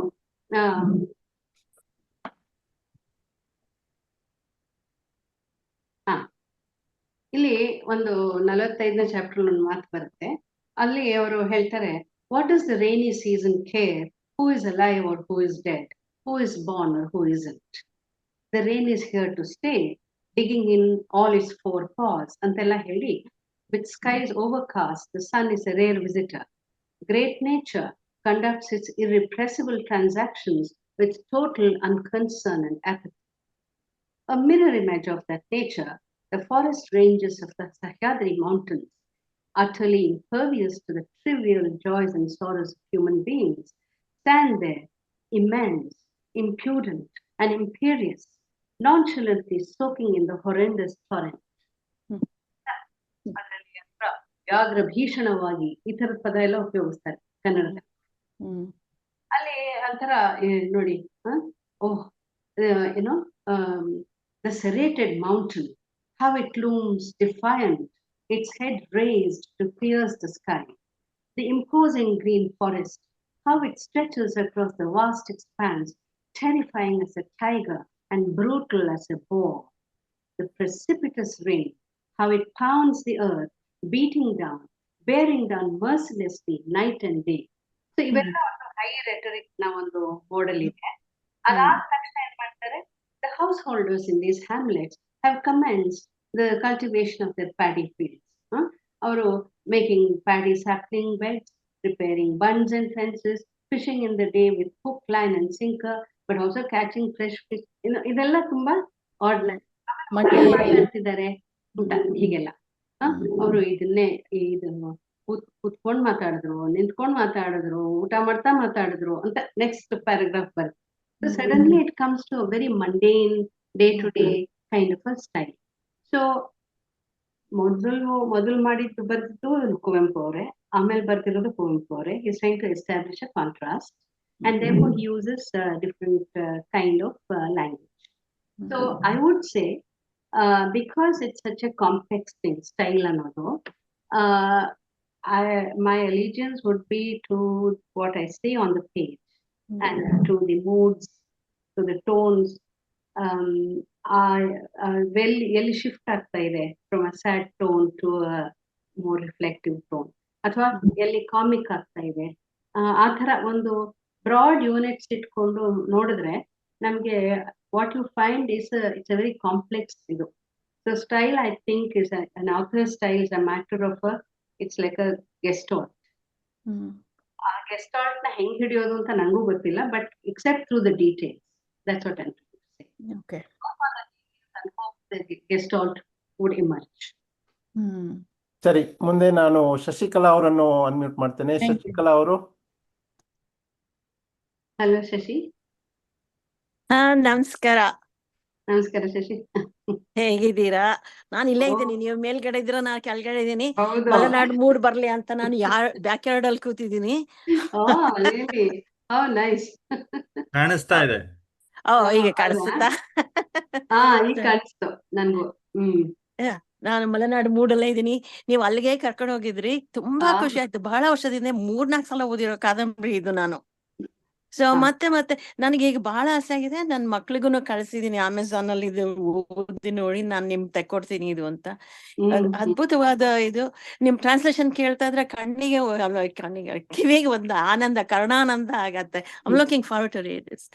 ನನ್ನ ಪ್ರಶ್ನೆ ಇದೇನು ಅಂದ್ರೆ, recent ಆಗಿ ಅವರು ನೀವು ಒಂದು ಇದಕ್ಕಿಂತ ಮುಂಚೆ ಮಾಡಿದ್ದಾರೆ ಹೇಳಿದಾರೆ ಅವರು, ಗೌಡ್ರು ಹೆಸರು ಹೇಳಿದ್ರಿ, ಅದು ನೀವು ಅದನ್ನ ಮುಂಚೆ ಓದಿದ್ರ? ಶ್ರೀನಿವಾಸ್ ಗೌಡ್ರು, ನೀವ್ ಅದನ್ನ ಓದಿದ್ರ ಅದ್ರದ್ದು ಅದನ್ನೇನಾದ್ರು ಅಲ್ಲಿದ್ದ ಕುಂದು ಕೊರತೆನ ತುಂಬ್ಸಕ್ ಆಗತ್ತಾ? ಹೇಗೆ ನಿಮ್ಗೆ ಅದು ಹೇಗಾಯ್ತು? ಓದ್ಬಿಟ್ಮೇಲೆ ಮತ್ತೆ ಮಾಡೋದಕ್ಕೂನು, ಒರಿಜಿನಲ್ ಓದಿ ಸುಮ್ನೆ ನೇರವಾಗಿ ಮಾಡೋದಕ್ಕೂ ಸಂಸ್ಥೆ ಅಥವಾ ಇನ್ಸೈಟ್ ಬಂತ ಅದರಿಂದ? ನಾನು ಶುರು ಹಚ್ಕೊಂಡಾಗ ಇದನ್ನ ಮಾಡೋಣ ಅಂತ ಆಸೆ ಹುಟ್ಟುತ್ತಲ್ಲ, ಆಸೆ ಹುಟ್ಟುವಾಗ ಈ ಕೃತಿ ಯಾರೋ ಮಾಡ್ತಿದಾರಂತೆ ಅಂತೆಕಂತೆ ತರ ಸುದ್ದಿ ಇತ್ತು. ಅದಕ್ಕೆ ನಾನು ಅಯ್ಯೋ ಅಂತೆಕಂತೆ ಎಷ್ಟೋ ವರ್ಷದಿಂದ ಇದೆ, ಏನೋ ಆಗಿಲ್ವಲ್ಲ, ನಾನಾರು ಟ್ರೈ ಮಾಡೋಣ ಅಂತ ಅನ್ಕೊಂಡು ಓದ್ದೆ, ಓದ್ದೆ, ಇನ್ನೊಂದ್ಸಲ ಓದ್ದೆ. ಇದು ಗಿಟ್ಟುತ್ತಾ ಅಂತ ನೋಡ್ಕೋಬೇಕಲ್ಲ, ಅದಕ್ಕೆ ನಾನು ಒಂದು 3-4 ಚಾಪ್ಟರು ಬೀಸೆಕಲ್ ಸವಾರಿ ಆ ಥರದ್ದು, ಮತ್ತೆ ಬಾವಿ ತೋಡೋ ಸೀನ್ ಇದೆಯಲ್ಲ ಅದು, ಅಂಥದ್ನೆಲ್ಲ ಕೆಲವನ್ನೆಲ್ಲ ನಾನು ಕೈ ಕುದುರಿಸ್ಕೊಳ್ಳೋಕೆ ನೋಡ್ದೆ, ಆಗತ್ತಾ ಮಾಡೋಣ ಅಂತ ಮಾಡ್ಬಿಟ್ಟು ಒಂದಷ್ಟು ಜನ ಸ್ನೇಹಿತರಿಗೆ, ಬರೀ ಇಂಗ್ಲಿಷ್ ಗೊತ್ತಿರೋರ್ಗೆ, ಇಂಗ್ಲೆಂಡ್ನವ್ರಿಗೆ, ಅಂದ್ರೆ ನಮ್ಮ ದೇಶನೂ ಅಷ್ಟು ಗೊತ್ತಿಲ್ಲದೆ ಇರೋರ್ಗೆ, ಮತ್ತೆ ಕನ್ನಡ ಗೊತ್ತಿರೋ ಇಂಗ್ಲಿಷು ಗೊತ್ತಿರೋ ನನ್ನ ಸ್ನೇಹಿತರಿಗೆ, ಇವ್ರಿಗೆಲ್ಲ ಕಳಿಸ್ಬಿಟ್ಟು ಕುವೆಂಪು ಟೆಕ್ಸ್ಟ್ ಮಾಡಿದ್ದೀನಿ, ಇದನ್ನ ನಿಮ್ಗೆ how does it communicate you, ಆಗ್ತಾ ಇದೆಯಾ ಅಂತ ಒಂದು ಪ್ರಶ್ನೆ ಕೇಳ್ಕೊಂಡೆ. ಅವರ ಕಾಮೆಂಟ್ಸ್ನೆಲ್ಲ ನಾನು ಗ್ಯಾದರ್ ಮಾಡ್ಕೊಂಡಾಗ ನನಗೆ ಕೆಲವು ಸಜೆಷನ್ಸ್ ತುಂಬಾ ಇಷ್ಟ ಆದವು. ಮತ್ತೆ ಇದು ಬಾಕಿ ಎಲ್ಲ ಸುಮಾರು ಎಲ್ಲರೂ ಚೆನ್ನಾಗಿದೆ ಅಂತ ಬಹಳ ಪಾಸಿಟಿವ್ ಆಗಿ ಹೇಳಿ, ಇಲ್ಲ ನೀನು ಮಾಡಬೇಕು ಅಂತೆಲ್ಲ ಒಂದು ಒತ್ತಾಸೆ ಕೊಟ್ರು. ಹಾಗಾಗಿ ನಾನು ಮಾಡ್ತೀನಿ ಅಂತ, ಸರಿ ಮಾಡ್ತೀನಿ ಅಂತ ಎಲ್ಲರಿಗೂ ಅಪ್ಲೈ ಮಾಡಿ ಕಳಿಸಿ, ಸ್ಯಾಂಪಲ್ ಕಳಿಸಿ ಮಾಡ್ತೀನಿ ಅನ್ನೋ ಹೊತ್ತಿಗೆ ಈ ಕಾದಂಬರಿ ಬಂತು, ಪ್ರಕಟಣೆ ಆಯ್ತು. ಆಗ ನಂಗೆ ಒಂದ್ ಸ್ವಲ್ಪ ನಿರಾಸೆ ಆಯ್ತು. ಅಯ್ಯೋ ಈ ತರ ಈಗ ತಾನು ಬಂದಿದೆ, ಮತ್ತೆ ಈ ಕ್ಷಣ ನಾನ್ ಯಾಕೆ ಮಾಡ್ಬೇಕು, ಈಗಾಗ್ಲೇ ಯಾಕೆ ಇಷ್ಟು ದೊಡ್ಡ ಕಾದಂಬರಿ, 2-3 ವರ್ಷದ ಮಾತು, ನಾನ್ಯಾಕೆ ಕುತ್ಕೊಂಡು ಮತ್ತೆ ಅದನ್ನೇ ಮಾಡ್ಲಿ, ಬೇಡ ಅಂತ ಅನ್ಕೊಂಡು ಯೋಚನೆ ಮಾಡ್ತಿದ್ದೆ. ಆಮೇಲೆ ಇವ್ರಿಗೆ ಬರ್ದೆ, ಪೆಂಗ್ವಿನ್ ಅವ್ರಿಗೆ, ಇನ್ನೇನು ಅಗ್ರಿಮೆಂಟ್ ಸೈನ್ ಮಾಡೋ ಟೈಮಲ್ಲಿ ಇದು ಬಂತು. ಆಗ ಅವ್ರಿಗೆ ಬರ್ದೆ ನಾನು, ಇಲ್ಲ ಈ ತರ ಪುಸ್ತಕ ಬಂದ್ಬಿಟ್ಟಿದೆ, ಬೇಕಾದ್ರೆ ಬಿಟ್ಬಿಡೋಣ, ಬೇರೆ ಏನಾದ್ರು ನೋಡೋಣ ಅಂತ. ಅವ್ರು ಹೇಳಿದ್ರು, ಇಲ್ಲ ಕ್ಲಾಸಿಕ್ ಅಂತ ಇದ್ದೀರಾ, ಕ್ಲಾಸಿಕ್ಸ್ ನ ಹೇಗೂ ಬೇರೆ ಮಾಡೇ ಮಾಡ್ತಾರೆ, ಅದೆಲ್ಲ ಮಾಡೋಣ ಬಿಡಿ, ನಿಮ್ಗೆ ಆಸೆ ಇದ್ರೆ ನೀವು ಮಾಡಿ, publish it under hour modern classic series ಅಲ್ಲಿ ಮಾಡ್ತೀವಿ, ಮಾಡಿ ಅಂತ. ಇವಾಗ ಸರಿ, ಮತ್ತೆ ಪೆಂಗ್ವಿನ್ ಅಂತ ಸಂಸ್ಥೆ ಇದರಲ್ಲಿ ಅದು ತುಂಬಾ ರೀಚ್ ಇರೋ ಪಬ್ಲಿಷರ್ಸ್ ಅಲ್ವಾ, ಎಲ್ಲ ಕಡೆ ಪೆಂಗ್ವಿನ್ ಪುಸ್ತಕ ಸಿಗುತ್ತೆ. ಇದು ಲೋಕಲ್ ಆಗಿ ಮಾಡ್ಕೊಂಡ್ರೆ ನಾವು ಎಲ್ಲಾ ಕಡೆ ರೀಚ್ ಇರಲ್ಲ. ಈವನ್ ಸಾಹಿತ್ಯ ಅಕಾಡೆಮಿ ಅಂತ ಅಕಾಡೆಮಿ ಮಾಡಿದ್ರು ನಮ್ಗೆ ಪುಸ್ತಕಗಳು ಅಷ್ಟು ಸಲೀಸಾಗಿ ಎಲ್ಲಾ ಕಡೆ ಸಿಗೋದಿಲ್ಲ. ಹಾಗಾಗಿ ನಾನು ಅನ್ಕೊಂಡೆ ಪೆಂಗ್ವಿನ್ ಅವ್ರು ಮಾಡ್ತೀನಿ ಅಂದಾಗ ಸರಿ ಮಾಡೋಣ ಅಂತ ಅನ್ಕೊಂಡು ಶುರು ಮಾಡಿದ್ದು. ಸೊ ಅವಾಗ ಪುಸ್ತಕ ತರಿಸ್ಕೊಂಡೆ ನಾನು. ಅದು ಕೋವಿಡ್ ಟೈಮಲ್ಲಿ ಬಂದಿದ್ದ ಪುಸ್ತಕ, ಅದು ನಮ್ಮ ಮನೆಗೆ ಬಂತು, ನೋಡಿದೆ ನಾನು. ಇದು ನೋಡ್ತಾ ಅವರು ಓಕೆ ಇವ್ರು ಈ ತರ ಬೇರೆ ತರ ಮಾಡಿದ್ದಾರೆ ಅಂತ ನನಗೆ ಗೊತ್ತಾಯ್ತು. ಸೊ ಅಲ್ಲಿ ಮುಚ್ಚಿಟ್ಬಿಟ್ಟೆ ಸಾಕು, ಯಾಕೆಂದ್ರೆ I didn't want to get influenced by that. So ಅದನ್ನ ಪಕ್ಕಕ್ಕಿಟ್ಟು ಆಕ್ಚುಲಿ ಒಂದ್ಸಲ ಈ ದನಗೋಳು ಮಳೆ ಅಂತೆಲ್ಲ ಬರುತ್ತೆ ಅದ್ರಲ್ಲಿ. ಈ ದನಗೋಳು ಅನ್ನೋ ಪದಕ್ಕೆ ನನ್ಗೆ ಎಲ್ಲೆಲ್ಲಿ ಹುಡುಕಿದ್ರೂ ಅರ್ಥ ಸಿಗ್ಲಿಲ್ಲ. ಹೆಂಗ್ ಅರ್ಥ ಮಾಡ್ಕೋಬೇಕಾದ್ರೆ ಎಟಿಮಾಲಜಿ ಏನೋ, ಈ ಪದನ how do you break it, is it single word ಅಥವಾ ದನ ಮತ್ತೆ ಗೋಳ, ಅರ್ಥ ಏನು ಅಂತಲೇ ಗೊತ್ತಾಗಿಲ್ಲ. ಅದಕ್ಕೆ ನಾನು ನೋಡೋಣ ಇವ್ರೇನಾದ್ರೂ ಬೇರೆ ತರ ಅರ್ಥ ಮಾಡ್ಕೊಂಡು, ಯಾಕಂದ್ರೆ ಅವರು ಅಲ್ಲಿಯವರಲ್ವಾ, ಇವರು ಶ್ರೀಕಾಂತ್ ಮುಕ್ತಿ ಅವರೆಲ್ಲ ಅಲ್ಲಿ, ಅವ್ರಿಗೆ as local people they will know all this ಅಂತ ಅನ್ಕೊಂಡು ನೋಡಿದೆ. ಅವರು ಸುಮ್ಮನೆ ಒಂಥರ ಒಂದು ಇಂಟೆನ್ಸ್ ಏನೋ ಆ ಥರದ್ದೇನೋ ಮಾಡಿದ್ದಾರೆ ಅಂತ ಅನ್ಸುತ್ತೆ. ಅದರಿಂದ ಅಲ್ಲೂ ನನಗೆ ಸ್ಪೆಸಿಫಿಕ್ ಆಗಿ ಅದಕ್ಕೆ ಅಂದ್ರೆ ಒಂದು ಕಾಮನ್ ಸೆನ್ಸ್ ಲೆವೆಲಲ್ಲಿ ಅರ್ಥ ಆಗುತ್ತಲ್ಲ, ಅಷ್ಟು ಅರ್ಥ ಆಗಿತ್ತು. ಅದನ್ನು ಅವರು ಮಾಡಿದ್ರು. ಸೊ ಅವಾಗ ಅನ್ಕೊಂಡೆ ಸರಿ ಪರವಾಗಿಲ್ಲ, ಅವರು ನನ್ ಕನ್ಫರ್ಮ್ ಆಯ್ತು, ಅಂದ್ರೆ ನಾನು ಅರ್ಥ ಮಾಡ್ಕೊಂಡಿದ್ದು ಸರಿ ಇದೆ ಅಂತ ಅಲ್ಲಿಗೆ ಬಿಟ್ಟೆ. ಸೊ ಆ ಥರ ಅದರಿಂದ ನನ್ಗೆ ಒಂದು ಪಾಯಿಂಟ್ ಆದ್ಮೇಲೆ I didn't want it to influence me in any way, I want it to do it my own way. ಅದು ಇನ್ನೂ ಒಂದು ಹೇಳ್ತೀನಿ ನೋಡಿ. ಒಂದು ಅರ್ಧ ಕೃತಿ ಮಾಡಿದಾಗ ನಮ್ಮ ಸ್ನೇಹಿತರೊಬ್ರು, ಆಗಿನ್ನೂ ChatGPT ಸ್ವಲ್ಪ ಪ್ರವರ್ಧಮಾನಕ್ಕೆ ಬರ್ತಾ ಇತ್ತು. ನೋಡಿ ಇಲ್ಲಿ ChatGPT ಇದು ಇದರಿಂದ ನಿಮ್ಗೆ ಏನಾದ್ರು ಪ್ರಯೋಜನ ಆಗುತ್ತಾ ನೋಡಿ ಅಂತ. ಆಮೇಲೆ ನಾವು ಅದನ್ನ ಒಂದು ಪ್ಯಾಸೇಜ್ ತೆಗೆದು ಅದ್ರಲ್ಲಿ ಹಾಕಿದ್ವಿ. ಹಾಕ್ಬಿಟ್ಟು ನೋಡಿದಾಗ ತುಂಬಾ ಸುಂದರವಾಗಿ ಬಂತು. ಆದ್ರೆ ಕುವೆಂಪು ಅಂತಲೇ ಅನ್ನಿಸ್ಲಿಲ್ಲ. ನಾನು ಅದ್ವರೆಗೂ ಮಾಡಿದ ಸ್ಟೈಲ್ಗೂನು ಅದ್ರ ಸ್ಟೈಲ್ಗೂನು ಒಳ್ಳೆ ಹಾರ್ಡಿ ಕತೆ ಓದ್ದಂಗಿತ್ತು. ಆದ್ರೆ ಕುವೆಂಪು ಹಾರ್ಡಿ ಅಲ್ವಲ್ಲ, ಹಾರ್ಡಿ ತರ ಇರ್ಬೋದು ಅವರ ಏನೋ ಕಾಡು ಗಿಡದ ವರ್ಣನೆ ಥರದ್ದೆಲ್ಲ, ಅಥವಾ ಒಂದು ರೂರಲ್ ಸೆಟ್ಟಿಂಗು ಅದೆಲ್ಲ ಕಾಮನ್ ಆಗಿರ್ಬೋದು ಅಷ್ಟೇ ಹೊರತು ಅದು ಅಲ್ಲ. ಅವರು ಏನೋ ಕುವೆಂಪುನೇ ಬೇರೆ, ಹಾರ್ಡಿನೇ ಬೇರೆ. ಸೊ ಆಗ ಗೊತ್ತಾಯ್ತು ನನಗೆ AI ಇಂದ ನನಗೇನು ಪ್ರಯೋಜನ ಇಲ್ಲ ಅಂತ. ಹಾಗಾಗಿ ಅದನ್ನ ಕೈ ಬಿಟ್ಬಿಟ್ಟು ನನ್ನ ಪಾಡಿಗೆ ನಾನುಂಟು ಪುಸ್ತಕ ಉಂಟು ಅಂತ ಕುವೆಂಪು ಅವರ ಶರಣಾಗಿ ಅವ್ರ ಜೊತೆ ನಾನು ಬರ್ತೀನಿ ಅಂತ ಕೇಳ್ಕೊಂಡು ಅವ್ರ ಜೊತೆ ಮುಂದಕ್ಕೆ ಹೋದೆ. ಹಾಗೆ ಸರಿ, ಮುಂದೆ ನಟರಾಜ್ ಅವರನ್ನ ಕೇಳೋಣ. ಇನ್ನೊಂದು 4 ಹ್ಯಾಂಡ್ಸ್ ರೈಸ್ ಆಗಿದ್ದಿದೆ, ಹಾಗಾಗಿ ಪ್ರಶ್ನೆ ಕೇಳುವವರಿಗೂ ಉತ್ತರಿಸುವವರಿಗೂ ಗೊತ್ತಿರಲಿ ಅಂತ 4 ಮಂದಿ ಇದ್ದಾರೆ. ಈಗ ನಟರಾಜ್ ಅವರು, ನಟರಾಜ್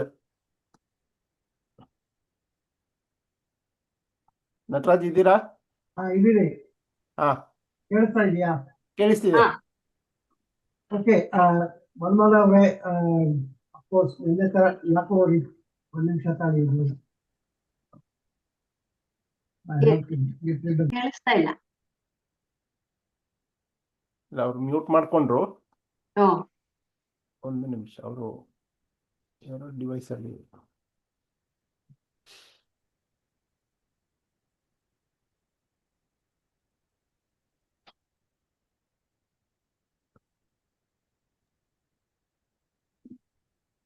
ನಟರಾಜ್, ನಾನು ನೆಕ್ಸ್ಟ್ ಅವರನ್ನು ತಗೊಳ್ತೇನೆ, ಆಮೇಲೆ ನಿಮ್ಗೆ ಬರ್ತೇನೆ ನಾನು.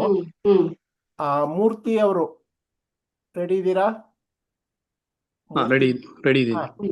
ನೀವು ವಿಡಿಯೋ ಆನ್ ಮಾಡಿದ್ರೆ ಸ್ಪಾಟ್ ಲೈಟ್ ಹಾಕ್ತೇನೆ, ಇಲ್ಲ ಅಂದ್ರೂ ಪರವಾಗಿಲ್ಲ, ಹೇಳಿ. ಇಲ್ಲ ಪರವಾಗಿಲ್ಲ, ನಾನು ಬೇರೆ ಕಡೆ ಇದ್ದೀನಿ. ಸರಿ, ಕೇಳಿ ಪ್ರಶ್ನೆ ಕೇಳಿ. ಥ್ಯಾಂಕ್ ಯು ವನಮಾಲ ಅವರೇ, ತುಂಬಾ ಖುಷಿ ಆಯ್ತು ಇದನ್ನ ಕೇಳ್ಬಿಟ್ಟು. ನಾನು ಮಲೆನಾಡವರೇ ಆದ್ರಿಂದ ನಿಮ್ಗೊಂದು ಪ್ರಶ್ನೆ ಇದೆ. ಈ ಒಂದು ಪರಿಸರ ನೀವು ಕಟ್ಕೊಡ್ಬೇಕಾದ್ರೆ, ಟ್ರಾನ್ಸ್ಲೇಷನ್ ಮಾಡ್ಬೇಕಾದ್ರೆ ನಿಮ್ಗೆ ಯಾವ ತರ ಸವಾಲ್ಗಳು ಬಂತು? ಯಾಕೆಂದ್ರೆ ಅದು ತುಂಬಾ ಇಂಟೆನ್ಸ್ ಆಗಿದೆ. ಮಲೆನಾಡಿನ ಡಿಸ್ಕ್ರಿಪ್ಷನ್ಸ್ ಆಗ್ಲಿ, ಅಲ್ಲಿ ಬರೋ ಭಾಷೆಗಳಾಗ್ಲಿ, ಅಥವಾ ಅಲ್ಲಿ ಬರೋ ಬೈಗಳಾಗ್ಲಿ. ಫಾರ್ ಎಕ್ಸಾಂಪಲ್ ಕೆಲವು ಸೇರೆಗಾರ ಅಂತ ಒಂದು ಬರುತ್ತೆ, ಅವ್ರವರೇ ತುಂಬಾ ಬೈಕೊಳ್ತಾರೆ ಅವ್ರವ್ರ ನಡುವೆ. ಇದರಲ್ಲಿ ನಿಮ್ಗೆ ಯಾವ ತರ ಚಾಲೆಂಜಸ್ ಬಂತು? ಮತ್ತೆ ನನ್ನ ಕೊನೆ ಪ್ರಶ್ನೆ ಅಂದ್ರೆ, ನಿಮ್ಗೆ ಎಷ್ಟು ಟೈಮ್ ಬೇಕಾಯ್ತು ಫುಲ್ ಟ್ರಾನ್ಸ್ಲೇಟ್ ಮಾಡಕ್ಕೆ? ಕೊನೆ ಪ್ರಶ್ನೆ ಮೊದಲು ಹೇಳ್ಬಿಡ್ತೀನಿ, ತುಂಬಾ ಸುಲಭ. 2.5 ವರ್ಷ ಹಿಡೀತು ಮಾಡಕ್ಕೆ. ಇದು 1-2 ವರ್ಷ ಮಾಡಕ್ಕೆ, ಮತ್ತೆ 6 ತಿಂಗಳು ಪ್ರೊಡಕ್ಷನ್ಗೆ, ಎಲ್ಲ publication, editing, copy editing, proof reading ಎಲ್ಲ ಆಗೋ ಹೊತ್ತಿಗೆ, ಮತ್ತೆ ಕವರ್ ಪೇಜು, ಬ್ಲರ್ಬು ಎಲ್ಲ ಆಗೋ ಹೊತ್ತಿಗೆ 6 ತಿಂಗಳು.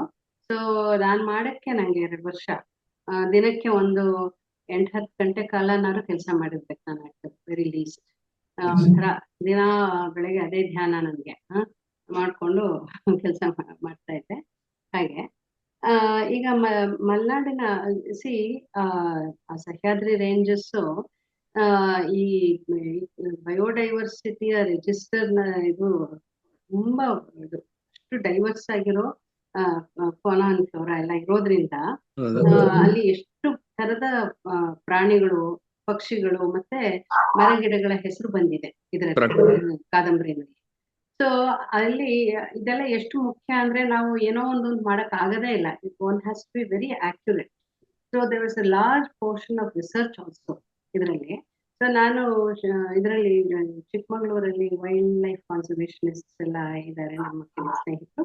ಅವ್ರ ಮೂಲಕ ಅವ್ರಿಗೆ ಒಂದು ಇಡೀ ಲಿಸ್ಟ್ ಕಳಿಸ್ಬಿಟ್ಟು ಒಂದು 60-70 ಪೇಜ್ ಇದು ಪದಗಳ ಲಿಸ್ಟ್ ಕಳಿಸ್ಬಿಟ್ಟು ಇದನ್ನ ನಾನು ಹೀಗೆ ಅರ್ಥ ಮಾಡ್ಕೊಂಡಿದ್ದೀನಿ, ಇಂಗ್ಲಿಷಲ್ಲಿ ಈ ಪದ ಉಪಯೋಗಿಸ್ತಾ ಇದ್ದೀನಿ, ಇದು ಸರಿಯಾಗಿದೆಯಾ, technically would you approve of word like this ಅಂತ ಅವ್ರನ್ನ ಕೇಳಿ ಮತ್ತೆ ಕ್ಲಾರಿಫೈ ಮಾಡಿಕೊಂಡು ಅದನ್ನ ಬಳಸಿರೋದು. ಮತ್ತೆ ತೇಜಸ್ವಿ ಅವರು ಹಕ್ಕಿಗಳ ಬಗ್ಗೆ ಒಂದು ಪುಸ್ತಕ ಮಾಡಿದ್ದಾರೆ, ಅದರಲ್ಲಿ ಮಲೆನಾಡಿನ ಹಕ್ಕಿಗಳು ಅಂತ. ಅದರಲ್ಲೂ ಕೂಡ ನನಗೆ ಪಕ್ಷಿಗಳ ಬಗ್ಗೆ ಪಿಕ್ಚರು ಕೊಟ್ಟು, ಇಂಗ್ಲಿಷ್ನ ಪದಾನು ಕೊಟ್ಟು, ಕನ್ನಡದ ಪದಾನು ಕೊಟ್ಟಿದ್ದಾರೆ. ಅದನ್ನು ಉಪಯೋಗಿಸ್ಕೊಂಡೆ. ಆಮೇಲೆ ಇದು ನಮ್ಮ ಇವರು ಕುವೆಂಪು ವಿಶ್ವವಿದ್ಯಾಲಯದ ಇದು ಪ್ರಸಾರಾಂಗದವರು ಒಂದು ಕುವೆಂಪು ಅವರ ಪ್ರತಿ ಕೃತಿಗೂನು ಒಂದೊಂದು ಎನ್ಸೈಕ್ಲೋಪೀಡಿಯಾ ತರ ತಂದಿದ್ದಾರೆ. ಸೊ ಅವರು ಈ ಕಾದಂಬರಿ ಕಾನೂರು ಸುಬ್ಬಮ್ಮ ಹೆಗ್ಗಡ್ತಿಗೊಂದು, ಮತ್ತೆ ಅವರ ಪೋಯಟ್ರಿನಲ್ಲಿ ಬರೋ ಕೆಲವು ಪದಗಳು ಅಂತ ಅದಕ್ಕೆಲ್ಲ ಒಂದು ಎನ್ಸೈಕ್ಲೋಪೀಡಿಯಾ ಅಂತಂದ್ರೆ ಒಂದು ಎಲ್ಲೆಲ್ಲಿ ಸಾಧ್ಯವೋ ಅಲ್ಲಿ ಫೋಟೋನು ಕೊಟ್ಟು, ಆ ಪದಾನು ಕೊಟ್ಟು, ಕನ್ನಡದಲ್ಲಿ ಅದರ ವಿವರಣೆ ಕೊಡ್ತಾರೆ, ಇಂಗ್ಲಿಷ್ ಅಲ್ಲ. ಬಟ್ ಅಟ್ಲೀಸ್ಟ್ ಅದು ಏನು ಅಂತ ನನಗೆ ಗೊತ್ತಾಯ್ತು. ಇಷ್ಟಾಗಿ ಕೂಡ ಈ ಹೇಳಿದಲ್ಲ ದನಗೋಳ್ ಮಳೆ ಅಂದ್ರೆ ಅದಕ್ಕೆ ನಂಗೆ ಅಲ್ಲಿ ಸಿಗ್ಲಿಲ್ಲ, ಅಥವಾ ಏನೋ ಇನ್ನೊಂದು ಇದೇ ತರದೊಂದು ಪದ ಇತ್ತು, ಆತರ ಡೌಟ್ ಕೆಲವೆಲ್ಲ ಇರುತ್ತೆ. ಆದ್ರೆ ಅದೆಲ್ಲೋ ಒಂದೋ ಎರಡೋ ಮಾತ್ರ. ಬಾಕಿ ಎಲ್ಲ ವಿಷಯಕ್ಕೆ ನನಗೆ ಅಲ್ಲಿ ಈ ತರ ಈ ಎನ್ಸೈಕ್ಲೋಪೀಡಿಯಾ ಮಾಡಿದಾರಲ್ಲ ಅದರಲ್ಲಿ ನನಗೆ ತುಂಬಾ ಉಪಯೋಗ ಆಯ್ತು. ಅದನ್ನೆಲ್ಲ ಉಪಯೋಗಿಸ್ಕೊಂಡು ನಾನು ಒಂದ್ ರೀತಿ ಒಂದು ಕಾನ್ಫಿಡೆನ್ಸ್ ಅಲ್ಲಿ ಮಾಡ್ಬೋದು ಅವಾಗ. ಯಾಕೆಂದ್ರೆ you standing on set of facts and not just ಎಲ್ಲಾನು ಬರೀ ಇಮ್ಯಾಜಿನೇಷನ್ ಅಲ್ವಲ್ಲ, ಎಲ್ಲ ಅಲ್ಲಿರೋ ಇದನ್ನೇ ಬರ್ದಿರೋದವ್ರು. ಅದು ಮತ್ತೆ ಇನ್ನೊಂದು ತುಂಬಾ ಕಷ್ಟ ಆಗಿದ್ದು, ಕಾಡಿಗೆ ಅವ್ರು ಎಷ್ಟು ಬೇರೆ ಬೇರೆ ತರದ ಪದಗಳನ್ನ ಉಪಯೋಗಿಸ್ತಾರೆ. ಹಳು ಅಂತಾರೆ, ಕಾಡು ಅಂತಾರೆ, ಕಗ್ಗಾಡು ಅಂತಾರೆ, ಮತ್ತೆ ಹಕ್ಲು ಅಂತಾರೆ. ಈ ತರ ಎಷ್ಟೆಷ್ಟು ಪದಗಳಿದೆ ಅಂತ. ಅದಕ್ಕೆಲ್ಲನೂ ಕಾಡಿನ ಒಂದು ಭಾಗನೇ, ಅದು ಬೇರೆ ಬೇರೆ ತರದ ಜಾಗ್ರಫೀಸ್ ಅವೆಲ್ಲ. ಸೊ ಈ ಜಾಗ್ರಫಿಗಳಿಗೆ ಎಷ್ಟೋ ಸಲ ಲೋಕಲ್ ನೇಮ್ಸ್ ಇರುತ್ತೆ, ಅಂದ್ರೆ ಶಿಷ್ಟ ಕನ್ನಡದಲ್ಲಿ ಕೂಡ ಹೆಸರುಗಳು ಸಿಗೋದು ಕಷ್ಟ ನಮ್ಗೆ. ಹಾಗಿರುವಾಗ ಈಗ ಇಂಗ್ಲಿಷ್ ಅಲ್ಲಿ ಅದನ್ನ ಹೇಗ್ ಕರಿಬೇಕು ಅನ್ನೋದು, ಅದು because it's part of local history of each region, ಅದು ಸ್ಟ್ಯಾಂಡರ್ಡ್ ಇಂಗ್ಲಿಷ್ ಅಲ್ಲಿ ಸಿಗೋದು ಇಲ್ಲ ನಮ್ಗೆ ಎಷ್ಟೋ ಸಲ. ಬಟ್ ಇಂಗ್ಲಿಷೇ ಅದರಿಂದ ನಮ್ಗೆ ಇಷ್ಟಾರು ಸಿಕ್ತು ಅಂತ ನಂಗೆ ಅನ್ಕೊಳ್ಳೋದು, because it's language which is absorbed from various linguistic traditions. ತುಂಬಾ ಪ್ರಾದೇಶಿಕ ಪದಗಳು ತುಂಬಾ ಬರ್ತವೆ. ಫಾರ್ ಎಕ್ಸಾಂಪಲ್ ಹಳುವಾಗಿದೆ ಅಂತಂದ್ರೆ ಮಳೆ ಬಿಟ್ಟಿದೆ ಅಂತ ಕೆಲವು ಸಲ ಅರ್ಥ ಬರುತ್ತೆ. ಅದೇ ಕಷ್ಟ ಆಯ್ತು. This is how I try to address those issues. So ಯಾಕೆಂದ್ರೆ ಆ ಒಂದು ಲೆವೆಲ್ ಆಫ್ ಫ್ಯಾಕ್ಟ್ ಇಲ್ದ ಹೋದ್ರೆ ಅದ್ರ ಮೇಲ್ ಕಟ್ಟಿರೋ ಸೂಪರ್ ಸ್ಟ್ರಕ್ಚರ್ ನ ಮಾಡೋದು ಎಷ್ಟು ಸಲ ಸುಲಭ. ಬಟ್ ಈಗ ತೆಣೆ ಅಂತಾರೆ, ತಡಬೆ ಅಂತಾರೆ, ಇದೆಲ್ಲ ಪದಗಳು ಕೆಸರ್ ಹಲಿಗೆ ಅನ್ನೋ ಪದ ಕೂಡ ತುಂಬಾ ತಲೆನೋವು ಕೊಡ್ತದೆ ನನಗೆ. ಅದು ಏನು, ಅದನ್ನ ಹೆಂಗೆ, what does it look like, what is it shape ಅಂತ ಅರ್ಥ ಮಾಡ್ಕೊಳ್ಳೋಕ್ಕೂ it took some time. I hope I finally understood it right ಅಂತ ಅನ್ಕೊಂಡಿದ್ದೀನಿ. So you can check and let me know as a native of that land ನಾನು ಸರಿಯಾಗಿ ಅರ್ಥ ಮಾಡ್ಕೊಂಡಿದ್ದೀನಿ ಅಂತ ನೀವು ಹೇಳ್ಬಹುದು. Thank you. ನಟರಾಜ್ ಇದೀರಲ್ಲ? ನಟರಾಜ್, ನೀವು ಇನ್ನೊಂದು ಡಿವೈಸ್ ಅಲ್ಲಿ ಲಾಗಿನ್ ಆದ್ರಾ?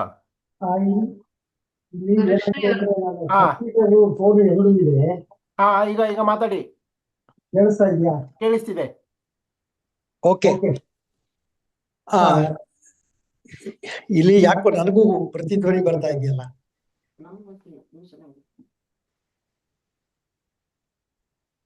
ಇವಾಗ ಕೇಳಿಸ್ತಾ ಇದೆಯಾ? ಮಾತಾಡಿ. ಓಕೆ. ಇದು ಏನಂದ್ರೆ, ನಾನು ಒಂದು ಪ್ರಶ್ನೆ ನನಗೆ ಕಾಡ್ತಾ ಇರೋದು ಯಾವಾಗ್ಲೂ, what is the unit of translation? Unit ಅಂದ್ರೆ ಈಗ ನಾವು ಮೆಜರಿಂಗ್ ಯೂನಿಟ್ ಅಥವಾ ವೆಯ್ಟಿಗೆ ಒಂದು ಯೂನಿಟ್ ಇರೋ ಹಾಗೆ, ಒಂದು ಪದಾನೋ ಅಥವಾ ಒಂದು ಫ್ರೇಸೋ ಅಥವಾ ಒಂದು ವಾಕ್ಯನೋ ಅಥವಾ ಒಂದು ಮಹಾವಾಕ್ಯನೋ ಅಥವಾ ಒಂದು ಇಡೀ ಚಾಪ್ಟರೋ, ಯಾವುದು ಯೂನಿಟ್ ಅನ್ನೋದನ್ನ ಒಂದೊಂದ್ಸತಿ ಸ್ವಲ್ಪ ಕಷ್ಟ ಆಗುತ್ತೆ ಚೂಸ್ ಮಾಡ್ಕೊಳ್ಳೋದು. ಹೌದು. ನಾವು if you are hung up on precision of words, ಪ್ರತಿಯೊಂದು ವರ್ಡನ್ನು ನಾನು ಕರೆಕ್ಟ್ ಆಗಿ ಟ್ರಾನ್ಸ್ಲೇಟ್ ಮಾಡಬೇಕು ಅನ್ನೋ ಒಂದು ಅಬ್ಸೆಷನ್ ಮಾಡ್ಕೊಂಡು ನಾವು ಹೋದ್ರೆ, ನೀವು ಹೇಳಿದ ಸೆನ್ಸೋರಿಯಂ ಇಫೆಕ್ಟ್, ಆ ಓವರ್ ಆಲ್ ಐಡಿಯಾನ ಟ್ರಾನ್ಸ್ಪೋಸ್ ಮಾಡೋದು ಸ್ವಲ್ಪ ಕಷ್ಟ ಆಗುತ್ತೆ. ಸೊ ಈ ಬಗ್ಗೆ ನೀವು ನಿಮ್ಮ ಅಭಿಪ್ರಾಯ ಏನು ಅನ್ನೋದು ಒಂದು ಕ್ವೆಶ್ಚನ್ನು. ಎರಡನೇ ಕ್ವೆಶ್ಚನ್ನು, ನೀವು ಈ ಹೊಸ ಒಂದು ವರ್ಡ್ ಕೆಲವು ಯೂಸ್ ಮಾಡ್ತಾರೆ, ಟ್ರಾನ್ಸ್ಕ್ರಿಯೇಷನ್ ಅಂತ ಹೇಳಿ, ನೀವು ಕೇಳಿರ್ಬೋದು. ಅದು ಆಸ್ ಅಪೋಸ್ ಟು ಟ್ರಾನ್ಸ್ಲೇಷನ್, ಇದು ಒಂದು ಇಡೀ ಐಡಿಯಾನ ತಗೊಂಡು ಟಾರ್ಗೆಟ್ ಲ್ಯಾಂಗ್ವೇಜ್ನಲ್ಲಿ ಅದಕ್ಕೆ ಸಹಜವಾಗಿರೋ ರೀತಿಯೊಳಗೆ ಅದನ್ನ ಮತ್ತೆ ರೀಡೈರೆಕ್ಟ್ ಮಾಡೋದು. ಅಲ್ಲಿ ನೀವು ಲಿಬರ್ಟೀಸ್ ತಗೊಳ್ಬೋದು, ನೀವು ಆರ್ಡರ್ಸ್ ಚೇಂಜ್ ಮಾಡ್ಬೋದು, ಆಕ್ಟಿವನ್ನು ಪ್ಯಾಸಿವ್ ಮಾಡ್ಬೋದು, ಪ್ಯಾಸಿವನ್ನು ಆಕ್ಟಿವ್ ಮಾಡ್ಬೋದು, ಕಾನ್ವರ್ಸೇಷನ್ ಇಂಡೈರೆಕ್ಟ್ ಆಗಿ ಹೇಳ್ಬೋದು, ಎಕ್ಸೆಟ್ರಾ ಮಾಡಿಕೊಂಡು ಒಟ್ಟಾರೆ ನೀವು ಒಂದು ಐಡಿಯಾನ ತಗೊಂಡು ಬೇರೆ ಕಡೆ ಟ್ರಾನ್ಸ್ಪೋಸ್ ಮಾಡೋದು ಸಕ್ಸಸ್ಫುಲ್ ಆಗಿ ಮಾಡಿದಿರೋ ಇಲ್ವೋ ಅನ್ನೋದು ನಿಮಗೆ ಸ್ಯಾಟಿಸ್ಫೈ ಆಗೋದಾದ್ರೆ, ಆ ಒಂದು new transcreation in a new language versus translation process that most of the people follow, ಅದ್ರ ಬಗ್ಗೆ ನಿಮ್ಮ ಅಭಿಪ್ರಾಯ ಏನು? ಈ unit of translation is a very important and interesting idea, especially for practicing translators. It's a question that you have to face right from the beginning. So idu word for word translation anta kelidini ella kade, adre it is never really word for word. It's always word in a context, word in a clause, in a phrase, in a sentence. ಆ sentence ಒಂದು paragraph ಅಲ್ಲಿ ಇರುತ್ತೆ, ಆ paragraph ಇನ್ನೊಂದು paragraph relate ಆಗಿರುತ್ತೆ. ಅದರಿಂದ linguistic units ನ ನೀವು ಇದಾಗಿ ಯೂನಿಟ್ ಆಫ್ ಟ್ರಾನ್ಸ್ಲೇಷನ್ ಅಂತ ತಗೊಳ್ಳೋದು ತುಂಬಾ ಕಷ್ಟ. It has to be a semantic ಅಂದ್ರೆ ಬೇಸ್, ಅಂದ್ರೆ ಅರ್ಥದ ಒಂದು ಲಯದಲ್ಲಿ ತಗೊಳ್ಬೇಕಾಗುತ್ತೆ ನಾವು.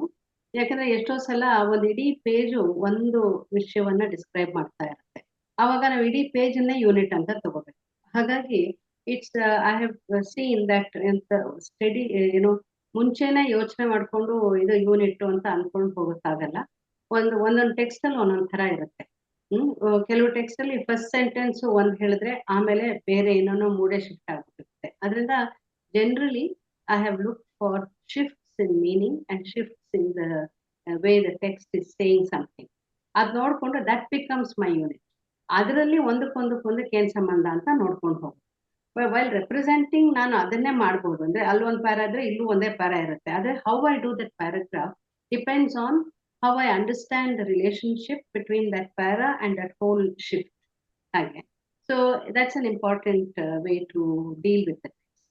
Okay. But translation ಅನ್ನೋದು ಇವೆಲ್ಲ ಕೆಲವು ಅಂದ್ರೆ translation itself is a process of transcreation to some extent. It's a matter of degree, whether you take complete freedom and do it or whether you do it ಯಾಕಂದ್ರೆ no two languages are alike, so you have to change. And change is at the heart of translation. Change ಮಾಡಿದ್ರೆ translation ಆಗಲ್ಲ. ಅವಾಗ ಒಂದೇ ಭಾಷೆನಲ್ಲಿ ಓದ್ಕೋಬೇಕಾಗುತ್ತೆ. Change ಇರೋದ್ರಲ್ಲೇ translation ಆಗುತ್ತೆ. ಹಾಗಿರೋದ್ರಿಂದ how far, how much and how do you change ಅನ್ನೋದು ಮುಖ್ಯ ಆಗುತ್ತೆ. ಕೆಲವರು ಇದನ್ನ ಹೆಚ್ಚು ಲಿಬರ್ಟೀಸ್ ತಗೊಂಡು ಮಾಡಿದ್ರೆ ಅದು ಟ್ರಾನ್ಸ್ಕ್ರಿಯೇಷನ್ ಆಗುತ್ತೆ. ಆದ್ರೆ there is nothing like a word to word translation which that's also true. ಅದರಿಂದ ಚೇಂಜ್ ಮಾಡಲೇಬೇಕಾಗುತ್ತೆ. ಅದು it depends on the degree ಅಷ್ಟೇ. ಹಾಗೆ ಥ್ಯಾಂಕ್ ಯು. ನಮ್ಮ ಕೂಡ ಕೇಳ್ತಾ ಇದ್ರು, ಒಂದು ಕೈ ಎತ್ತಿದ್ರು. ರಾಮಮೂರ್ತಿ ಮತ್ತೆ ವೈಶಾಲಿ ಹೆಗ್ಡೆ ಇಬ್ರು ಇದ್ದಾರೆ. ರಾಮಮೂರ್ತಿ ಅವರು, ಗುರುಶ್ರೀ ಅವರು ಇದ್ದಾರೆ. ಜೋಶಿ ಅವರೇ, ನಮಸ್ಕಾರ. ನಾನು ಆನಂದ್ ರಾಮಮೂರ್ತಿ ಅಂತ ಕ್ಯಾಲಿಫೋರ್ನಿಯಾದಿಂದ, ಸತ್ಯಮೋಹನ್ ಬ್ರದರ್ ಇನ್ ಲಾ. ಓ ನಮಸ್ಕಾರ. ನಮಸ್ಕಾರ. ನಂದು ಪ್ರಶ್ನೆ ಇರೋದು ಅಂತಂದ್ರೆ, ಈ ಟ್ರಾನ್ಸ್ಲೇಷನ್ ಆದಾಗ ಎರಡು ಭಾಗ ಇರುತ್ತೆ. ಒಂದು ಮೂಲ ಕೃತಿ ಅಥವಾ ಒರಿಜಿನಲ್, ಇನ್ನೊಂದು ನೀವು ಟ್ರಾನ್ಸ್ಲೇಟ್ ಮಾಡ್ರಂದು ಓದೋರು. ಸೊ ಒರಿಜಿನಲ್ ಅಲ್ಲಿ ಬೇರೆ ಬೇರೆ ನಮ್ಮ ಭಾಷೆಯಲ್ಲೇ ಕನ್ನಡದಲ್ಲೇ ಬೇರೆ ಬೇರೆ ನಾವು ಸೊಗಡು ಅನ್ಕೊಂಡ್ಬಿಡ್ತೀವಿ. ಏನೇ ಇರ್ಬೋದು, ಮೈಸೂರು ಕಡೆ ಬೇರೆ, ಮಂಡ್ಯ ಬೇರೆ ಅದು. ಆಮೇಲೆ ಮಾತಾಡುವ ಅದರಲ್ಲಿ ಎರಡಿರುತ್ತೆ, ಒಂದು ಬರೆಯೋದು, ಇನ್ನೊಂದು ಮಾತಾಡೋದು ಇರುತ್ತೆ ಒಂದು ಪುಸ್ತಕದಲ್ಲಿ. ಅದನ್ನ ಟ್ರಾನ್ಸ್ಲೇಟ್ ಮಾಡುವಾಗ ನಿಮ್ಗಿರುವಂಥ ಚಾಲೆಂಜ್ಗಳೇನು? ಆಮೇಲೆ ಇನ್ನೊಂದು ಟ್ರಾನ್ಸ್ಲೇಟ್ ಆದ ಪುಸ್ತಕ ಓದ್ತಾ ಇರೋನು ಕನ್ನಡದವನು ಆಗಿಲ್ಲದೆ ಇರ್ಬೋದು, ಇಂಗ್ಲೀಷ್ನವನು ಆಗಿಲ್ಲದೆ ಇರ್ಬೋದು, ಆದರೆ ಇಂಗ್ಲೀಷ್ ಗೊತ್ತಿರುವಂತಹ ಬೇರೆ ಭಾಷೆಯವನಾಗಿರುವಾಗ ಫ್ರೆಂಚೋ ಇಟಾಲಿಯನ್ನೋ ಅವನು ಇಂಗ್ಲೀಷ್ ಪುಸ್ತಕ ಓದ್ತಾ ಇದ್ದಾನೆ. ಅವನಿಗೆ ನಮ್ಮ ಕನ್ನಡ ಮತ್ತು ನೀವು ಟ್ರಾನ್ಸ್ಲೇಟ್ ಟ್ರಾನ್ಸ್ಲೇಟ್ ಮಾಡೋಂಥ ಇಂಗ್ಲೀಷು ಅದು ಎರಡನ್ನೂ ಓದಿದಾಗ ನಮ್ಮ ಒರಿಜಿನಲ್ ಒಂದು ಎನ್ವೈರನ್ಮೆಂಟು ಅಥವಾ ಒಂದು ಪರಿಸರದ ಪರಿಚಯ ಆಗುವಂತ ಟ್ರಾನ್ಸ್ಲೇಟ್ ಮಾಡಕ್ ನೋಡ್ತೀರಾ, ಅಥವಾ ಬರೀ ಇಂಗ್ಲಿಷ್ ಆಡಿಯನ್ಸ್ ಮಾತ್ರ ಇಟ್ಕೊಂಡಂತಾನೆ ಮಾಡೋದು? And anyway, nice talking to you. I'll take the answers offline and I'll message ಮಾಡ್ತೇನೆ, ನಿಮ್ ಕಾಂಟ್ಯಾಕ್ಟ್ ಮೆಸೇಜ್ ಮಾಡಿ ನನಗೆ. We can more privately connect. Yeah. Okay. But for now, to respond to your question, see, maybe a French or a German person who is reading it as a second language, who reads English as a second language, he or she will have their own problems in understanding, possibly.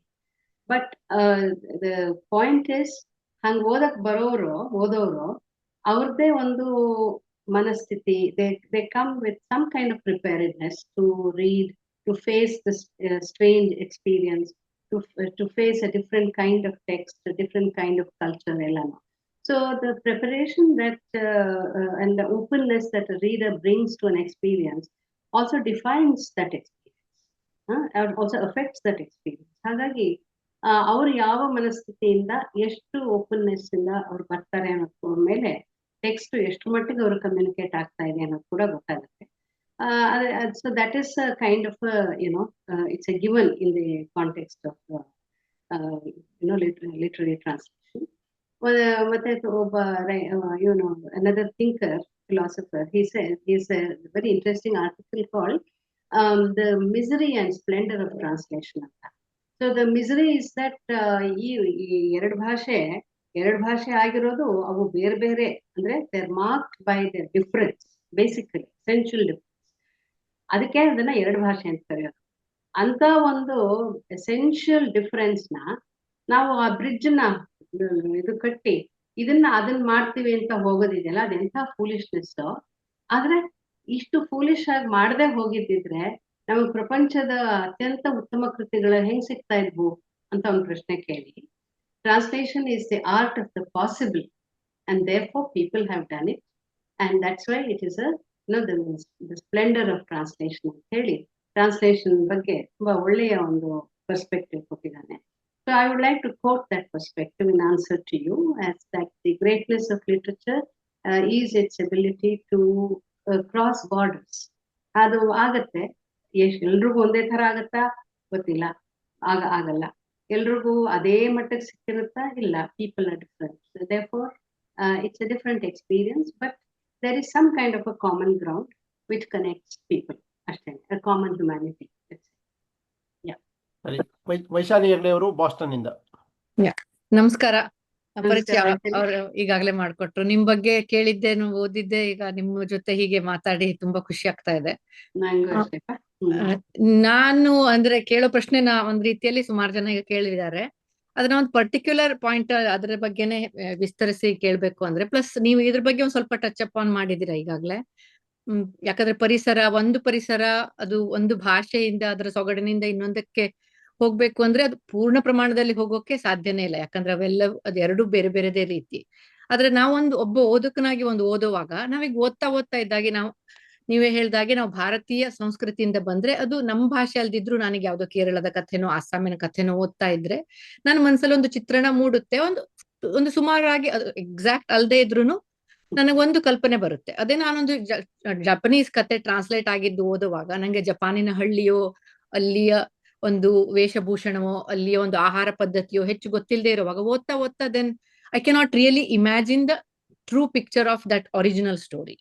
ಎಷ್ಟಂದ್ರೂ ನಾವು ಇದ್ದಿರ್ಬೋದು ಅಂತೀವಿ, ಅಥವಾ ಹೋಗಿ ಮತ್ತೆ ಆ ಚಿತ್ರ ಹೇಗಿತ್ತು ಅಂತ ಹುಡುಕ್ತೀವಿ. ಅಥವಾ ಅದೊಂದು ನಾವು ಅಧ್ಯಯನ ಮಾಡಿ ಕಂಡುಕೊಂಡ ಒಂದು ಸತ್ಯದ ಮೇಲೆ ಒಂದು ನಮ್ಮ ಮನಸ್ಸಲ್ಲಿ ಚಿತ್ರ ಮೂಡಿಸ್ಕೊಳ್ತಾ ಹೋಗ್ತೀವಿ.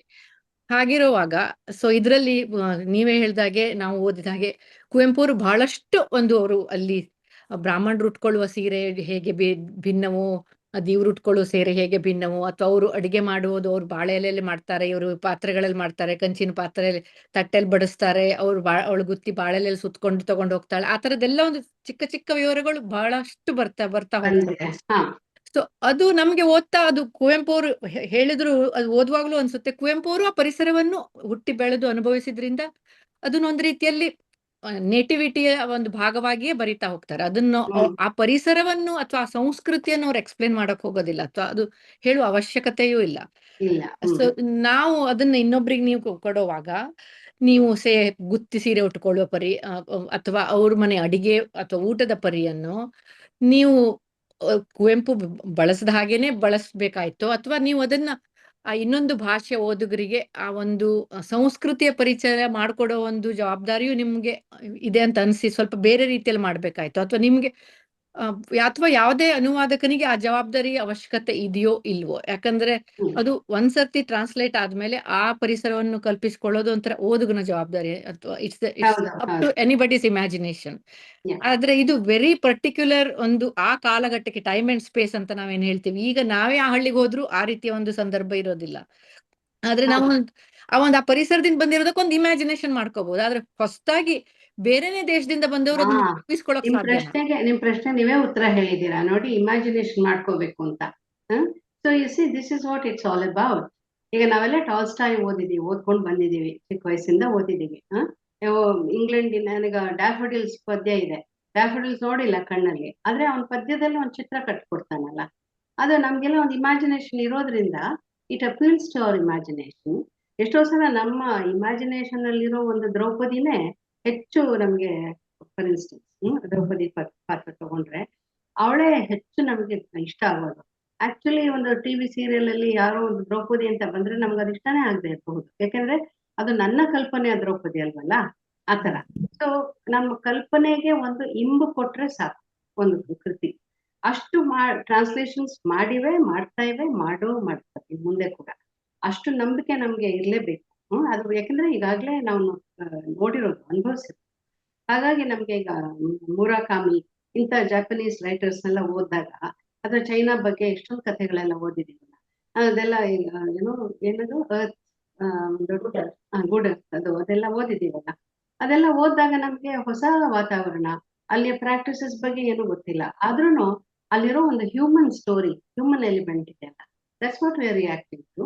So I think through our imagination we do build upon the factual world that the book is tracing.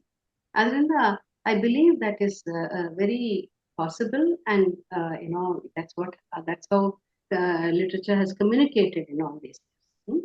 Thank you. ಅದೇ ಒಂದು ಪದೇ ಪ್ರಶ್ನೆಗೆ ಎಕ್ಸ್ಟೆಂಡ್ ಮಾಡಿ ಕೇಳ್ಬೇಕು ಅಂದ್ರೆ, ಅದನ್ನ ನೀವು ಆ ಪರಿಸರ ಅಥವಾ ಆ ಸಂಸ್ಕೃತಿಯನ್ನು ಹೇಳ್ಬೇಕು ಅಥವಾ ದಾಟಿಸ್ಬೇಕು ಅಂತ ನೀವು ಮೂಲ ಕೃತಿಗಿಂತ ಅಥವಾ ಸ್ವಲ್ಪ ಭಿನ್ನವಾಗಿ ಬರೆಯೋ ಪ್ರಸಂಗ ಬಂತ ನಿಮ್ಗೆ ಅಂತ? ಒಂದೇ ಒಂದ್ ಕಡೆ ನಾನು ಹೇಳ್ತೀನಿ ನೋಡಿ, ಅದು I don't know how much time we have. ಅದೊಂದು ಸಣ್ಣ ಉದಾಹರಣೆ, ಎಷ್ಟು ಟೈಮ್ ಇದೆ? ಒಂದ್ ಸಣ್ಣ ಉದಾಹರಣೆ ಓದಕ್ಕಾಗತ್ತಾ? ನಾನು ಓದ್ಲಾ? ಇನ್ನೊಂದು ಇಬ್ರು ಇದ್ದಾರೆ, ಪ್ರಶ್ನೆ ಕೇಳಿಕೆ ಒಬ್ರು ಇರೋದು, ಆಮೇಲೆ ಗುರು ಅವರು ರ್ಯಾಪ್ ಅಪ್ ಮಾಡ್ತಾರೆ ಏನೋ. ಈಗ ಇದ್ರಲ್ಲಿ ಒಂದೇ ನಿಮಿಷ, ಇದ್ರಲ್ಲಿ ಮಕ್ಕಳು ಮಾತಾಡ್ತಾ ಇರೋ ಒಂದು ಸೀನ್ ಬರುತ್ತೆ ಆಯ್ತಾ. ಅದ್ರಲ್ಲಿ ಕುವೆಂಪು ಅವ್ರು ಎಷ್ಟು ಚೆನ್ನಾಗಿ ತಮಾಷೆ ಮಾಡ್ತಾರೆ ಅಂತಂದ್ರೆ, ಆ ಒಂದ್ ಮಗುಗೆ ಮುಂದ್ಗಡೆ ಹಲ್ ಬಿದ್ದೋಗ್ಬಿಟ್ಟಿದೆ, 7-8 ವರ್ಷದ ಮಗು. ಅದಕ್ಕೆ ಮಾತು ಅಷ್ಟು ಸ್ಪಷ್ಟ ಇಲ್ಲ. ಅದಕ್ಕೆ ಅವರು ಆ ಮಗು ಹೇಳುತ್ತೆ, ಎಲ್ಲ ಮಕ್ಕಳೆಲ್ಲ ಏನೋ ಟೆನ್ಷನ್ ಅಲ್ಲಿ ಇದ್ದಾರೆ. ಅದಕ್ಕೆ ಈ ಚಿಕ್ಕ ಮಗು ಹೇಳುತ್ತೆ, ಇದು ನಡುವೆ ಬಾಯಿ ಹಾಕಿತ್ತು ಮತ್ತೊಂದು ಧ್ವನಿ, ಮೇಲಿನ ಮತ್ತು ಕೆಳಗಿನ 2 ಸಾಲಿನಲ್ಲಿ ಮುಂಬಲ್ಲು ಮುರಿದು ಬಿದ್ದು ಇನ್ನೂ ಹೊಸ ಹಲ್ಲು ಹುಟ್ಟಿರಲಿಲ್ಲ. ಅದಕ್ಕೆ ಮಾತಾಡಿದರೆ ಪದಗಳೆಲ್ಲ ಮಧ್ಯೆ ಮಧ್ಯೆ ಪುಸ್ ಪುಸ್ ಎನ್ನುವಂತೆ ತೋರುತ್ತಿತ್ತು. ಹೌದೌದು, ಈ ಗೋಸಾಯಿಗಳ ಸಂಘದ ಧರ್ಮಣ್ಣಯ್ಯನ ಅಪ್ಪಯ್ಯ ಗದ್ದ ಬಿತ್ತುಕೊಂಡ್ ಬಂದಾರೇನೋ ಅಂತ ಯಾರೋ ಬಂದು ಹೇಳಿದ್ರಂತೆ ಅಂತ ಬಂದಿದೆ. ಸೊ ಅಲ್ಲಿ ತಮಾಷೆಯ ಅವ್ರು ಕ್ರಿಯೇಟ್ ಮಾಡಿರೋದು ಈ ಗೋಸಾಯಿಗಳ ಅಂತ ಅನ್ನೋ ಕಡೆ ಗೋಸಾಯಿಗಳ ಲಾ ಹೇಳಕ್ ಬರಲ್ಲ, ಅದಕ್ಕೆ ಲಾ ಅಂತ. ಆತರ ಹಿಂಗೆ ಏನು ಮುಂದಕ್ಕೆ ಹೋಗುತ್ತೆ. ಈಗ ನನ್ಗೆ ಇದನ್ನ ಇದು ಕನ್ನಡದಲ್ಲಿ the humour conveys it's, but ನನಗೆ ಇಂಗ್ಲಿಷ್ ಅಲ್ಲಿ ಅದನ್ನ ಹೇಗ್ ಮಾಡ್ಬೇಕು ಅಂತ ಗೊತ್ತಾಗ್ತಿರ್ಲಿಲ್ಲ. ನನಗೆ ಇದನ್ನ ಹೆಂಗೆ ಕ್ರಿಯೇಟ್ ಮಾಡೋದು ಈ ಇಫೆಕ್ಟ್ ನ ಅಂತ. ಆಮೇಲೆ ನನ್ಗೆ ನನ್ನ ಮಗಳು ಚಿಕ್ಕವಳಾಗಿದ್ದಾಗ, ಅವಳಿಗೆ ಹಲ್ ಬಿದ್ದಾಗ, ಅವಳು ಆ ಸಂಗೀತ ಕ್ಲಾಸ್ ಹೋಗ್ತಾ ಇದ್ದೆ. ಅದಕ್ಕೆ ನಾವೇನ್ ಮಾಡಿದ್ವಿ, ಅವಳು ಸಂಗೀತಕ್ಕೆ ಹೋದಾಗ ಸಸರಿ ಗಗರಿ ಹೇಳಪ್ಪ ಅಂತಂದ್ರೆ ಸಸರಿ ಗಗರಿ ಸಸರಿ ಗಗಮ್ಮ ಸಸ ಅಂತ ಆತರ ಏನೋ ಬರೀ ಹಂಗ್ ಮಾಡೋಳು. ಅದಕ್ಕೆ ನಾನು ಅನ್ಕೊಂಡೆ, ಓ ಹಾಗಾದ್ರೆ ಸಾ ಇಂದ ನಾನು ಆ ಥರದ ಇಫೆಕ್ಟ್ ಕ್ರಿಯೇಟ್ ಮಾಡಕ್ಕೆ ಸಾಧ್ಯ ಆಗಬಹುದು ಅಂದ್ಬಿಟ್ಟು ಅಲ್ಲಿರೋ ಸೆಂಟೆನ್ಸ್ ನ ಸಾಗೆ ಚೇಂಜ್ ಮಾಡ್ಕೊಂಡೆ. ಅಲ್ಲಿ ಲಾ ಇದ್ದಿದ್ದು ನಾನು ಲಾ ಇದ್ದಿದ್ದನ್ನ ಲಾ ಹೇಳ್ಬೇಕಾಗಿದ್ದ ಕಡೆ ಲಾ ಹೇಳ್ತಿತ್ತ ಮಗು. ಸೊ ಇಲ್ಲಿ ಅದನ್ನ ಸಾಗ್ ಚೇಂಜ್ ಮಾಡ್ಕೊಂಡೆ. ಸೊ ಹಾಗೆ ಒಂದೊಂದ್ಸಲ ಏನಾಗುತ್ತೆ, ತುಂಬಾ ಸಣ್ಣ ಡೀಟೇಲ್ಸ್ ಅಲ್ಲಿ we have to rework the detail. So ಇದೊಂದ್ ಕಡೆ ಆ ಥರ ಮಾಡಿದೀನಿ, ಬಟ್ ಸುಮಾರು ಕಡೆ ಅದು ತಾನಾಗೆ ಅಲ್ಲಿರೋದನ್ನ ಮಾಡಿದ್ರೆ ಸಾಕು ಹಂಗ್ ಕನ್ವೆ ಆಗಿದೆ. ಅಪರೂಪಕ್ಕೆ ಈ ತರ ಒಂದೊಂದ್ ಕಡೆ ನಾನು I had to reinvent it ಅಷ್ಟೇನೆ. ಬಟ್ ಅದು ಯಾವ ರೀತಿನಲ್ಲಿ ಧಕ್ಕೆ ಬರೋ ಹಂಗ ಇರ್ಲಿಲ್ಲ, ಹಾಗಾಗಿ ನಾನು ಮಾಡ್ತೀನಿ. ಮುಂದಿನ ಪ್ರಶ್ನೆ ಗುರುಶ್ರೀ ಅಲ್ಲ? ಗುರುಶ್ರೀ. ಅನ್ಮ್ಯೂಟ್ ಮಾಡ್ಕೊಳ್ತೀರಾ?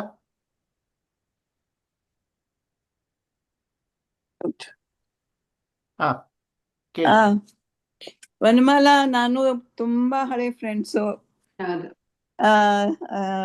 ಅದರಿಂದ I really greatly admire all the work she does, and enjoy her friendship whenever she comes and whenever we meet in Bangalore. Sorry, I'm speaking in English. ನಾನು ಸ್ವಲ್ಪ ಡೆಲ್ಲಿಲಿ ಬೆಳೆದವಳು, ಕನ್ನಡ ಬರುತ್ತೆ, ಕನ್ನಡ ಓದ್ತೀನಿ, ಆದರೆ ಅಷ್ಟು ಈಸಿಯಾಗಿ ಮಾತು ಬರಲ್ಲ. ವನಮಾಲಾ, ನಾನು ಒಂದು ಕ್ವೆಶ್ಚನ್ ಕೇಳಬೇಕು ಅಂತಿದ್ದೀನಿ. ಎಷ್ಟು ಕಷ್ಟಪಟ್ಟು, ಎಷ್ಟು ಬ್ಯೂಟಿಫುಲ್ ಆಗಿ ನೀ ಕಷ್ಟಪಟ್ಕೊಂಡು ಈ ಟ್ರಾನ್ಸ್ಲೇಷನ್ಸ್ ಎಲ್ಲ ಮಾಡ್ತೀಯಾ? ಅದಕ್ಕೆ ಎಂಥ ಮಾರ್ಕೆಟ್ ಇದೆ? ಐ ಮೀನ್, ಎಷ್ಟು ಜನ ಕೊಂಡ್ಕೊಂಡು ಓದ್ತಾರೆ ಇಂಡಿಯಾದಲ್ಲಿ ಅಥವಾ ಅಬ್ರಾಡ್? ಇನ್ನೊಂದು ಕ್ವೆಶ್ಚನ್ ಅದ್ರ ಜೊತೆ ಏನು ಅಂದ್ರೆ, ಈಗ ಮೂವೀಸ್ ತುಂಬಾ ಈಸಿಯಾಗಿ ಮಾಡ್ತಾರೆ, ಐಪ್ಯಾಡಲ್ಲೆಲ್ಲ ಬರುತ್ತೆ. ಅದರಲ್ಲಿ ಟ್ರಾನ್ಸ್ಲೇಷನ್ದು ಅಷ್ಟು ಕಷ್ಟ ಆಗ್ಲಾರ್ದು, because you can actually show the situation, ಅವ್ರು ಹೇಗಿರ್ತಾರೆ, ಹೇಗೆ ಮಾತಾಡ್ತಾರೆ, ಏನೇನು, I don't know, I hope you get it. So is that easier than doing that? Yeah, that's it. Yeah. About the market for translations, ಯಾವತ್ತಿಂತಲೂ ಮುಂಚೆ ಇದ್ದಿದ್ದಕ್ಕಿಂತ ಇವಾಗ the market is better. Going by, let's say, maybe, one swallow doesn't make a summer ಅಂತ ನೀವು ಹೇಳ್ಬೋದು. ಏನಂದ್ರೆ ಇವಾಗ ಇವ್ರದ್ದು ಬಂತಲ್ಲ, ನಮ್ಮ ಬಾನು ಮುಷ್ತಾಕ್ ಅವ್ರ ಕೃತಿ ಆಲ್ಮೋಸ್ಟ್ 6 ಕೋಟಿ ರೂಪಾಯಿ ವ್ಯಾಪಾರ ಮಾಡಿದೆ ಅಂತ ಒಂದೆಲ್ಲೋ ಓದ್ದೆ ನಾನು ಆ ತರ. So I think it's had A good run. But ಎಲ್ಲಾ ಕೃತಿನೂ ಹಾಗಾದ್ರೆ ಅದೇ ತರ ಆಗುತ್ತ ಅಂದ್ರೆ ಖಂಡಿತ ಆಗಲ್ಲ. ಆದ್ರೆ compared to, let's say, 15 years ago or 20 years ago, ಇವತ್ತು ಟ್ರಾನ್ಸ್ಲೇಷನ್ಸ್ ಆರ್ ಲುಕಿಂಗ್ ಅಪ್. ಒಂದ್ ರೀತಿನಲ್ಲಿ ಅದಕ್ಕೆ ಒಂದು ರೀಡರ್ಶಿಪ್ ಇದೆ, ಪಬ್ಲಿಷರ್ಸ್ ಇದ್ದಾರೆ, ಅದಕ್ಕೆಲ್ಲ ಒಂದು ಇಕೋಸಿಸ್ಟಮ್ ಬೇಕಲ್ಲ ಒಂದು ಡೆವಲಪ್ ಆಗಕ್ಕೆ. ಈಗ ಲಿಟ್ರರಿ ಫೆಸ್ಟಿವಲ್ಸ್ ಅಲ್ಲಿ ಟ್ರಾನ್ಸ್ಲೇಷನ್ಗೆ ಅಂತಲೇ ಒಂದು ಸ್ಲಾಟ್ ಇರುತ್ತೆ, ಮತ್ತೆ ಪಬ್ಲಿಕ್ ಲೈಫ್ ಅಲ್ಲೂ ಅಷ್ಟೇನೆ.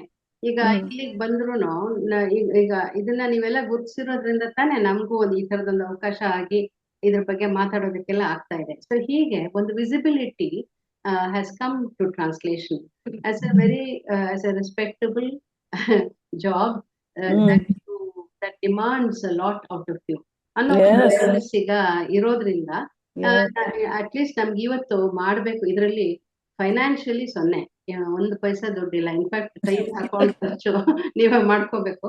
ಆದ್ರೆ ಒಂದ್ ರೀತಿಯಲ್ಲಿ ಅದಕ್ಕೆ ಎಲ್ಲೋ ಒಂದು ಸಣ್ಣದಾಗಿ ರೀಡರ್ಶಿಪ್ ಇದೆ. ಇವತ್ತಿಗೂ ದೊಡ್ಡದಾಗಿ ಖಂಡಿತ ರೀಡರ್ಶಿಪ್ ಇಲ್ಲ. ಅದ್ರಲ್ಲಿ competing social media and other ಇದು, ಎಸ್ಪೆಷಲಿ ಗೋಯಿಂಗ್ ಫಾರ್ವರ್ಡ್, ಈ ಓದಿನ ಎಕ್ಸ್ಪೀರಿಯನ್ಸೇ ಸ್ವಲ್ಪ ಬಿಯಾಂಡ್, ಲೆಟ್ಸ್ ಸೇ, ಅದಕ್ಕೇನೆ ಈಗೆಲ್ಲ 200 pages ಪುಸ್ತಕಗಳು. ಹೌದು 200 pages ಅಂದ್ರೆ ಎಲ್ರು ಕೊಂಡ್ಕೋತಾರೆ, ಎಲ್ರು ಇರೋರು ಓದೋರು ಕೆಲವರು ಓದ್ತಾರೆ. ಈ ತರದೊಂದು ಡೋರ್ ಸ್ಟಾಪರ್ ತರ ನಾನು ಬರೆದಿದ್ದೀನಲ್ಲ ಪುಸ್ತಕ. ಬರೆದ್ರೆ ನನಗೆ ಅನುಮಾನ, ಇದನ್ನ ಯಾರು ಕೊಂಡ್ಕೋತಾರ, ಯಾರು ಓದ್ತಾ ಇದಾರ, ಆಗತ್ತಾ ಎಲ್ರಿಗೂ ಅಂತೆಲ್ಲ. ಆದ್ರೆ ಏನ್ ಗೊತ್ತಾ, ಅವರು ನಂಗೆ ಹೇಳಿದ್ರು ಒಂದು 3-4 months ಅಲ್ಲಿ ಫಸ್ಟ್ ಹಾಕಿದ್ರು 1800 ಎಷ್ಟೋ ಕಾಪೀಸ್. ಅದೆಲ್ಲ ಅವರು ಇದ್ರಲ್ಲಿ ಖರ್ಚಾಗಿ ಅವ್ರು ಸೆಕೆಂಡ್ ಪ್ರಿಂಟ್ ಹಾಕಿದ್ದಾರೆ ಈಗಾಗ್ಲೇನೆ, which is very far a classic. ಯಾಕಂದ್ರೆ ಕ್ಲಾಸಿಕ್ ಯಾವತ್ತೂ ಇರುತ್ತಲ್ಲ ಇನ್ ಪರ್ಪೆಚುಯಿಟಿ ಅಂತ. ಹಾಗಾಗಿ ಕ್ಲಾಸಿಕ್ಸ್ ಅಷ್ಟು ಬೇಗ ಹೋಗಲ್ವಂತೆ. ಆದ್ರೆ somehow for some reason ಕುವೆಂಪು's text has gone. ನೆನ್ನೆ ಕೂಡ ಬುಕ್ವರ್ಮ್ ಪುಸ್ತಕದವ್ರು ಹೇಳ್ತಾ ಇದ್ರಂತೆ, ನನ್ ಮಕ್ಳು ಫೋನ್ ಮಾಡಿ ಹೇಳಿದ್ರು, ಕುವೆಂಪು ಚೆನ್ನಾಗಿ ಹೋಗ್ತಾ ಇದೆ ಇದು ಅಂತ, ಮಾರಾಟ ಅಂತ. ಬಟ್ ಚಂದ ಅಂದ್ರೇನು, ಏನೋ it will never run to 5 digits ಆ ಥರದೆಲ್ಲ ಅಲ್ವೇ ಅಲ್ಲ. ಇದರಲ್ಲಿ ಒಂಥರ ರಿಲೇಟಿವ್ಲಿ ಇದು ಅಷ್ಟೇನೆ. ಬಟ್ ನನ್ಗೆ ಅನ್ಸೋದು ಏನು ಅಂತಂದ್ರೆ, this is something that needs to happen as a debt to my culture, you know. That somebody like Kuvempu, ಈಗ ಟಾಲ್ಸ್ಟಾಯ್ನ ಮಾಡದೆ ಹೋಗಿದ್ರೆ, ಟ್ರಾನ್ಸ್ಲೇಟ್ ಆಗದೆ ಹೋಗಿದ್ರೆ, ನಮ್ಗೊಂದು ಇಡೀ ಪ್ರಪಂಚ ಮಿಸ್ ಆಗಿರೋದು, ಒಂದು ಇಡೀ ಒಂದು ಪರ್ಸ್ಪೆಕ್ಟಿವ್ ಮಿಸ್ ಆಗಿರೋದು. ಆ ರೀತಿ ಕುವೆಂಪು ಕೂಡ is world class. So world class ಆದ್ರಿಂದ ಮಾಡ್ಲೇಬೇಕು ನಾವು, ಅದು ಏನೇ ಇರ್ಲಿ ಕಷ್ಟ ಸುಖ ಅಂತ ನಾನು ಅನ್ಕೊಂಡಿರೋದ್ರಿಂದ. ಮತ್ತೆ ಬೇರೆಯವ್ರು ಅಷ್ಟೇ, ಈಗ ಅಟ್ಲೀಸ್ಟ್ ಈಗಂತೂ ಕನ್ನಡದಲ್ಲಿ ಸುಮಾರು ಕೃತಿಗಳು, ಈಗ ಪ್ರೀ ಮಾಡರ್ನ್ ವರ್ಕ್ಸ್ ಬರ್ತಾ ಇದೆ, ಅದಕ್ಕೆ ಪಬ್ಲಿಷರ್ಸ್ ಇದ್ದಾರೆ. ಹಾರ್ವರ್ಡ್ ಯೂನಿವರ್ಸಿಟಿ ಪ್ರೆಸ್ನವ್ರು ಮಾಡಿದ್ದಾರೆ ಕುಮಾರ್ ವ್ಯಾಸನ ಪುಸ್ತಕ. ಮತ್ತೆ ಮುಂದಿನ ವರ್ಷ ಈ ವಡ್ಡಾರಾಧನೆ, ಇವೆಲ್ಲ ಮಾಡ್ತಿದ್ದಾರೆ. ಇದು 10 ವರ್ಷ 12 ವರ್ಷದಿಂದ ಇದು ಇರ್ಲಿಲ್ಲ ನಮ್ಗೆ. So there are publishers who are seriously taking this seriously and doing it, which is a positive thing. So ಅದಕ್ಕೆ ಅದರಿಂದ ದುಡ್ಡು ಬರುತ್ತೆ ಅಂತ ಅನ್ನೋ ಎಕ್ಸ್ಪೆಕ್ಟೇಷನ್ ಇಲ್ಲದೆ ಮಾಡ್ತಾ ಇದ್ದಾರೆ, ಆಲ್ಮೋಸ್ಟ್ ಲೈಕ್ ಫಿಲಾಂಥ್ರಪಿ. ಸೊ ಹಾಗಾಗಿ it's an important, it has the value of an archive, and it's an important part of the archive. And Kannada has had one of the most valuable literatures in languages, and I'm completely convinced. And therefore I feel this wisdom, this light has to spread. For that reason I do it. Thank you. Wonderful. ಸರಿ, Thank you so much. Thanks Gurushri. ಗುರು wrap up ಮಾಡ್ತೀರಾ? Thank you. ಸ್ವಲ್ಪ ಚೂರು ಕಾರಕ್ಕೆ ಬರ್ಬೇಕಾಯ್ತು, ಸಾರಿ. ತುಂಬಾ ಚೆನ್ನಾಗಿತ್ತು. Ultimately ನನ್ಗೆ ಇಷ್ಟೆಲ್ಲ ಆದ್ರೂನುವೆ ಈಗ ಇಬ್ರು ಟ್ರಾನ್ಸ್ಲೇಟರ್ಸ್ ಈ ಒಂದೇ ಟೆಕ್ಸ್ಟ್ ನ ಟ್ರಾನ್ಸ್ಲೇಟ್ ಮಾಡಿದ್ರೆ, ಈಗ ನೀವು ಮಾಡ್ಕೊಂಡ ಒಂದು ಮಾಡಿಫಿಕೇಶನ್ಸ್ ಅಂತ ಹೇಳ್ತಿದ್ರು, ನಿಮ್ದೇ ಆದ ಒಂದು ಅಡಾಪ್ಟೇಷನ್ಸ್, ಅಂದ್ರೆ ಟ್ರಾನ್ಸ್ಲೇಟರಿ ಅಡಾಪ್ಟೇಷನ್ಸ್, ಅದನ್ನ ನಾನು ನೋಡಿದಾಗ, ಅಂದ್ರೆ ಓದಿದಾಗ ಕೂಡ ಅಲ್ಲಿ ನಾನು ನಿಮ್ಮ ಬೇರೆ ಟ್ರಾನ್ಸ್ಲೇಷನ್ಗಳನ್ನ ಓದಿಲ್ಲ, ಆದ್ರೆ ನಿಮ್ಮ ಕೆಲವೊಂದು ಇದು ಈಗ ಶಿವಂ ಅನ್ನೋ ಒಂದು ಪದಕ್ಕೆ ಹರಿಶ್ಚಂದ್ರ ಕಾವ್ಯದಲ್ಲಿ ಯೂಸ್ ಮಾಡಿದಾಗ ಒಂದೇ ಪದಕ್ಕಿರೋ ಬೇರೆ ಬೇರೆ ಅರ್ಥಗಳನ್ನ ನಾನು ಹೇಗೆ ಅದಕ್ಕೆ ಉಪಯೋಗಿಸ್ಬೇಕಾಗಿ ಬಂತು ಅಂತ, ಅದನ್ನ ನೀವು ಬೇರೆ ಬೇರೆ ಒಂದೇ ಸ್ಟ್ಯಾನ್ಸದಲ್ಲಿ ಬೇರೆ ಬೇರೆ ಅರ್ಥಗಳನ್ನ ಉಪಯೋಗಿಸ್ದಾಗೆ, ಇಲ್ಲಿ ನೀವು ಹುಲಿಯ ನಾಯಿಗೆ 2ನೇ ನಾಲ್ಕನೇ ಪುಟದ ಒಳಗೆ ಬರುತ್ತೆ. ಅದು ಒಂದು ಅನೇಕ ಬೇರೆ ಬೇರೆ ಇಂಗ್ಲಿಷ್ ಪದಗಳನ್ನ ನಾಯಿ ಅಂತಾನೆ ಅವ್ರು ಯೂಸ್ ಮಾಡ್ಬೇಕಾದ್ರೆ, ಕೆಲವು ಸತಿ ಹುಲಿಯ ಅಂತಿರುತ್ತೆ, ನಾಯಿ ಅಂತ. ಅವ್ರು ಹೇಗೆ ಪದಗಳನ್ನ ಬದಲಾಯಿಸ್ದಂಗೆ ನೀವು ನಾಯಿ ಅನ್ನೋದಕ್ಕೆ ವೆಲ್ಪ್, ಮತ್ತೆ ಇನ್ನು ಬೇಕಾದಷ್ಟು ಬೇರೆ ಬೇರೆ ಪದಗಳು ಬಂತು. ಕರ್ ಅಂತ ಒಂದ್ ಕಡೆ ಬರುತ್ತೆ. ಅದು ಕೂಡ ಈ ತರದೊಂದು ಅಡಾಪ್ಟೇಷನ್ ನೋಡಿದಾಗ, ಅದು ಅಂದ್ರೆ ಬೇರೆಯವ್ರು ಬೇರೆ ತರ ಯೂಸ್ ಮಾಡ್ಬೋದಲ್ವಾ. ಅದರಿಂದ ಇದು it's a very creative work. ಅದನ್ನ ಅಪ್ರಿಶಿಯೇಟ್ ಮಾಡುವಂತ ಒಂದು ಇದು ಬೇಕು ನಮ್ಗೆ. ಅಂದ್ರೆ ಇಲ್ಲಿ ನೀವು ಒಂದ್ ಆಕ್ಟಿವ್ ವಾಯ್ಸ್ ನ ಪ್ಯಾಸಿವ್ ವಾಯ್ಸ್ ಮಾಡೋದ್ರಲ್ಲೂ ಅದಕ್ಕೆ ಎಷ್ಟು ಶ್ರಮ ಆಗತ್ತೆ ಅನ್ನೋದು ಕೂಡ ನಾವು ನೋಡ್ಕೊಳ್ತೀವಿ. ಇಲ್ಲಿ ಈ ಒಂದು ಗುಂಪಿನಲ್ಲಿ ಬಹಳ ಜನ ಟ್ರಾನ್ಸ್ಲೇಟರ್ಸ್ ಕೂಡ ಇದಾರೆ, ಮತ್ತೆ ಒರಿಜಿನಲ್ ಟೆಕ್ಸ್ಟ್ ಬರೆದು ಅದನ್ನ ಟ್ರಾನ್ಸ್ಲೇಟರ್ಸ್ ಜೊತೆ ಕುತ್ಕೊಂಡು ಕೆಲಸ ಮಾಡೋರು ಕೂಡ ಇದ್ದಾರೆ. ನಾನು ಈ ಪ್ರಶ್ನೆ ನಿಮ್ಗೆ ಮುಂಚೆನೆ ಕೇಳಿದ್ದೆ, ಅಕಸ್ಮಾತ್ ಈಗ ಕುವೆಂಪು ಅವ್ರ ಏನಾದ್ರು ನಿಮ್ ಜೊತೆ ಕುತ್ಕೊಂಡು ಅದನ್ನ ಎಡಿಟ್ ಮಾಡಿದ್ರೆ ಈಗ supposing if he was alive and if you had done that editing with you, ನಿಮಗೆ ಏನ್ ಅನ್ನಿಸ್ತಿತ್ತು? ಜಗಳ ಕಾಯ್ತಿದ್ರ ನೀವು ಕುವೆಂಪು ಅವ್ರ ಜೊತೆ? ನಂಗನ್ಸುತ್ತೆ ಒಂದ್ ಥರದಲ್ಲಿ ನಾನು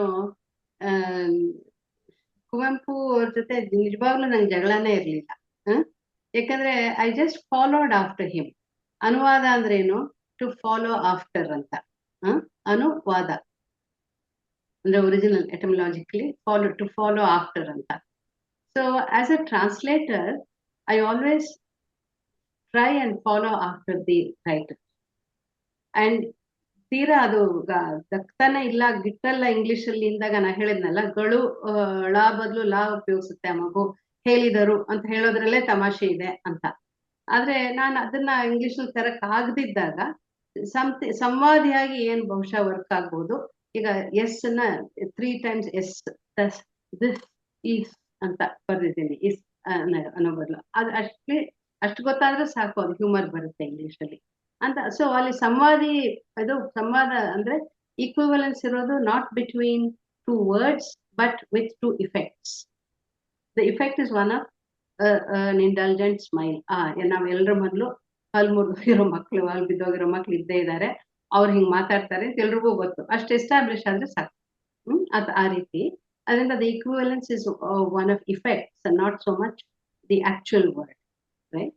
ಸೊ ಹಾಗೆ ಸೊ ಕುವೆಂಪು ಬಾಕಿ ಎಲ್ಲ ಕಡೆ ನಾನು I was very happy to follow after Kuvempu. ಎಷ್ಟು ಮಟ್ಟಿಗೆ ಅಂದ್ರೆ ನಾನು ಈ ಪ್ರೆಸೆಂಟ್ ಟೆನ್ಸ್ ಹೇಳಿದಲ್ಲ, ಅದೊಂದು ಬದಲಾವಣೆ ಬಿಟ್ರೆ ಇನ್ಯಾವ ಬದಲಾವಣೆನೂ ನಾನು ಮಾಡ್ಕೊಂಡಿಲ್ಲ. ಅಲ್ಲಿ almost word to word you can trace it to the original. And there was no need for me to do. In fact ನಮ್ಮ ಇವರು ಎಡಿಟರ್ ಒಂದ್ ಕಡೆ ಸಜೆಸ್ಟ್ ಮಾಡಿದ್ರು, ಇದನ್ನ ಸ್ವಲ್ಪ ಬೇಕಾದ್ರೆ ಚಿಕ್ಕದ್ ಮಾಡ್ತೀರಾ ಈ ವರ್ಣನೆನ ಅಂತ. ನಾನು ಹೇಳಿದೆ ಬೇಡ, ನಾನು this is an iconic text by an iconic writer of Kannada. And I don't think I want to do anything to it, by way of either cutting or adding. ಎರಡೂ ಬೇಕಿಲ್ಲ ನನಗೆ, ನಾ ಮಾಡಲ್ಲ ಅಂತ ಹೇಳಿ. ಸೊ ಹಾಗೆ ನನ್ಗೆ ಏನಾದ್ರು ಹೇಳ್ಬೇಕು ಅಂತ ಅನ್ಸಿದ್ರೆ ಒಂದು ಟೆಕ್ಸ್ಟ್ ಬಗ್ಗೆ, you also quarrel with the text ಅಲ್ವಾ?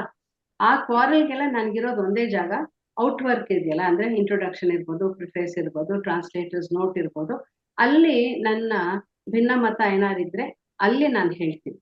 ನನ್ಗೆ ಅನ್ಸಿರೋ ಹಾಗೆ ಈ ಕೃತಿ ಬಹಳ ಮೇಲ್ ಶೋವಿನಿಸ್ಟ್ ಕೃತಿ ಅಂತ ನಂಗೆ ಅನ್ಸಿದ್ರೆ ನಾನು ಟ್ರಾನ್ಸ್ಲೇಟ್ ಮಾಡಿರಬಹುದು. ಆದ್ರೆ I am not with the text ಅನ್ನೋ ಒಂದು ಡಿಸ್ಟೆನ್ಸ್ ನ I show it in the introduction, but not inside the text. It is his text or her text, not mine. ಆ ಒಂದು ಗೌರವನ ಇಟ್ಕೊಂಡು ಮತ್ತೆ ಆ ಒಂದು ದೂರನ ಇಟ್ಕೊಂಡೇ ನಾನು ಟ್ರಾನ್ಸ್ಲೇಟ್ ಮಾಡೋದು. My views are, I have a place also, my views also have a place. And that is in the introduction, rightfully, I think. Thank you. ನೀವು ಇದನ್ನ ಅನುವಾದ ಅನ್ನೋ ನಿಮ್ಮ ಒಂದು ಡೆಫಿನೇಷನ್ ಅನಂತಮೂರ್ತಿ ಅವರು ಅನುವು ಆಗಿಸಿಕೊಳ್ಳೋದು ಅಂತ ಹೇಳಿದ್ರು ಅನ್ಸುತ್ತೆ. ಅನುವು ಆಗೋದು ಅಂತ, ಅನುವು ಮಾಡ್ಕೊಳ್ಳೋದು ಅಂತ. ತುಂಬಾ ಚೆನ್ನಾಗಿತ್ತು ನಿಮ್ಮ ಮಾತು. ನಿಮ್ಮ ಬೇರೆ ಪ್ರೋಗ್ರಾಮ್ ಇದೆ ಅನ್ಸುತ್ತೆ ನಿಮ್ಗೆ ಈಗ. ತುಂಬಾ ಚೆನ್ನಾಗಿತ್ತು. ಇವತ್ತಿನ ಈ ಕಾರ್ಯಕ್ರಮಕ್ಕೆ ಬಂದ ನಮ್ಮ ಕನ್ನಡ ಸಾಹಿತ್ಯ ರಂಗದ ಪುಸ್ತಕ ಬಳಗದ ಎಲ್ಲಾ ಸದಸ್ಯರಿಗೂ ವಂದನೆಗಳು. ಮತ್ತೆ ನಿಮಗೆ ಇಷ್ಟೆಲ್ಲ ಬೇರೆ ಬೇರೆ ಏನೇನೋ ಕೆಲ್ಸಗಳಿರ್ತವೆ, ನೆನ್ನೆನೂ ಮಾಡಿದ್ರಿ. ನಾನ್ ನೋಡ್ತಾ ಇರೋದು ನಿಮ್ದು 3ನೇ ಇದು ಅಷ್ಟೇ, ಫ್ರೆಶ್ ಆಗಿ 3 ಕಾರ್ಯಕ್ರಮಗಳನ್ನು. ತುಂಬಾ ಚೆನ್ನಾಗಿತ್ತು, ಖುಷಿಯಾಗಿತ್ತು, ತುಂಬಾ ಖುಷಿ ಆಯ್ತು. ಧನ್ಯವಾದಗಳು. ಥ್ಯಾಂಕ್ ಯು ಎಲ್ಲರೂ ಬಂದಿದ್ದಕ್ಕೆ, ಸಮಯ ಕಳೆದಿದ್ದಕ್ಕೆ. ಮತ್ತೆ ಇದೇ ಚರ್ಚೆಗಳನ್ನ ಮುಂದುವರ್ಸೋಣ ಅಷ್ಟೇನೆ. ಧನ್ಯವಾದಗಳು ಮನ್ಮಾಲ ಅವರೇ. ಧನ್ಯವಾದ, ನಮಸ್ತೆ. ತುಂಬಾ ಚೆನ್ನಾಗಿತ್ತು programme. Thank you so much. ಧನ್ಯವಾದ ಮೇಡಮ್, ತುಂಬಾ ಚೆನ್ನಾಗಿತ್ತು.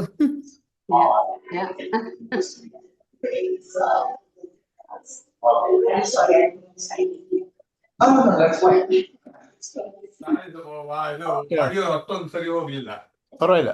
ಸರಿ, ಎಂಡ್ ಮಾಡ್ಬೋದಾ? ಮಾಡ್ಲಾ? ಓಕೆ, ಧನ್ಯವಾದಗಳು ಮೇಡಮ್, ತುಂಬಾ ಚೆನ್ನಾಗಿತ್ತು. Thank you.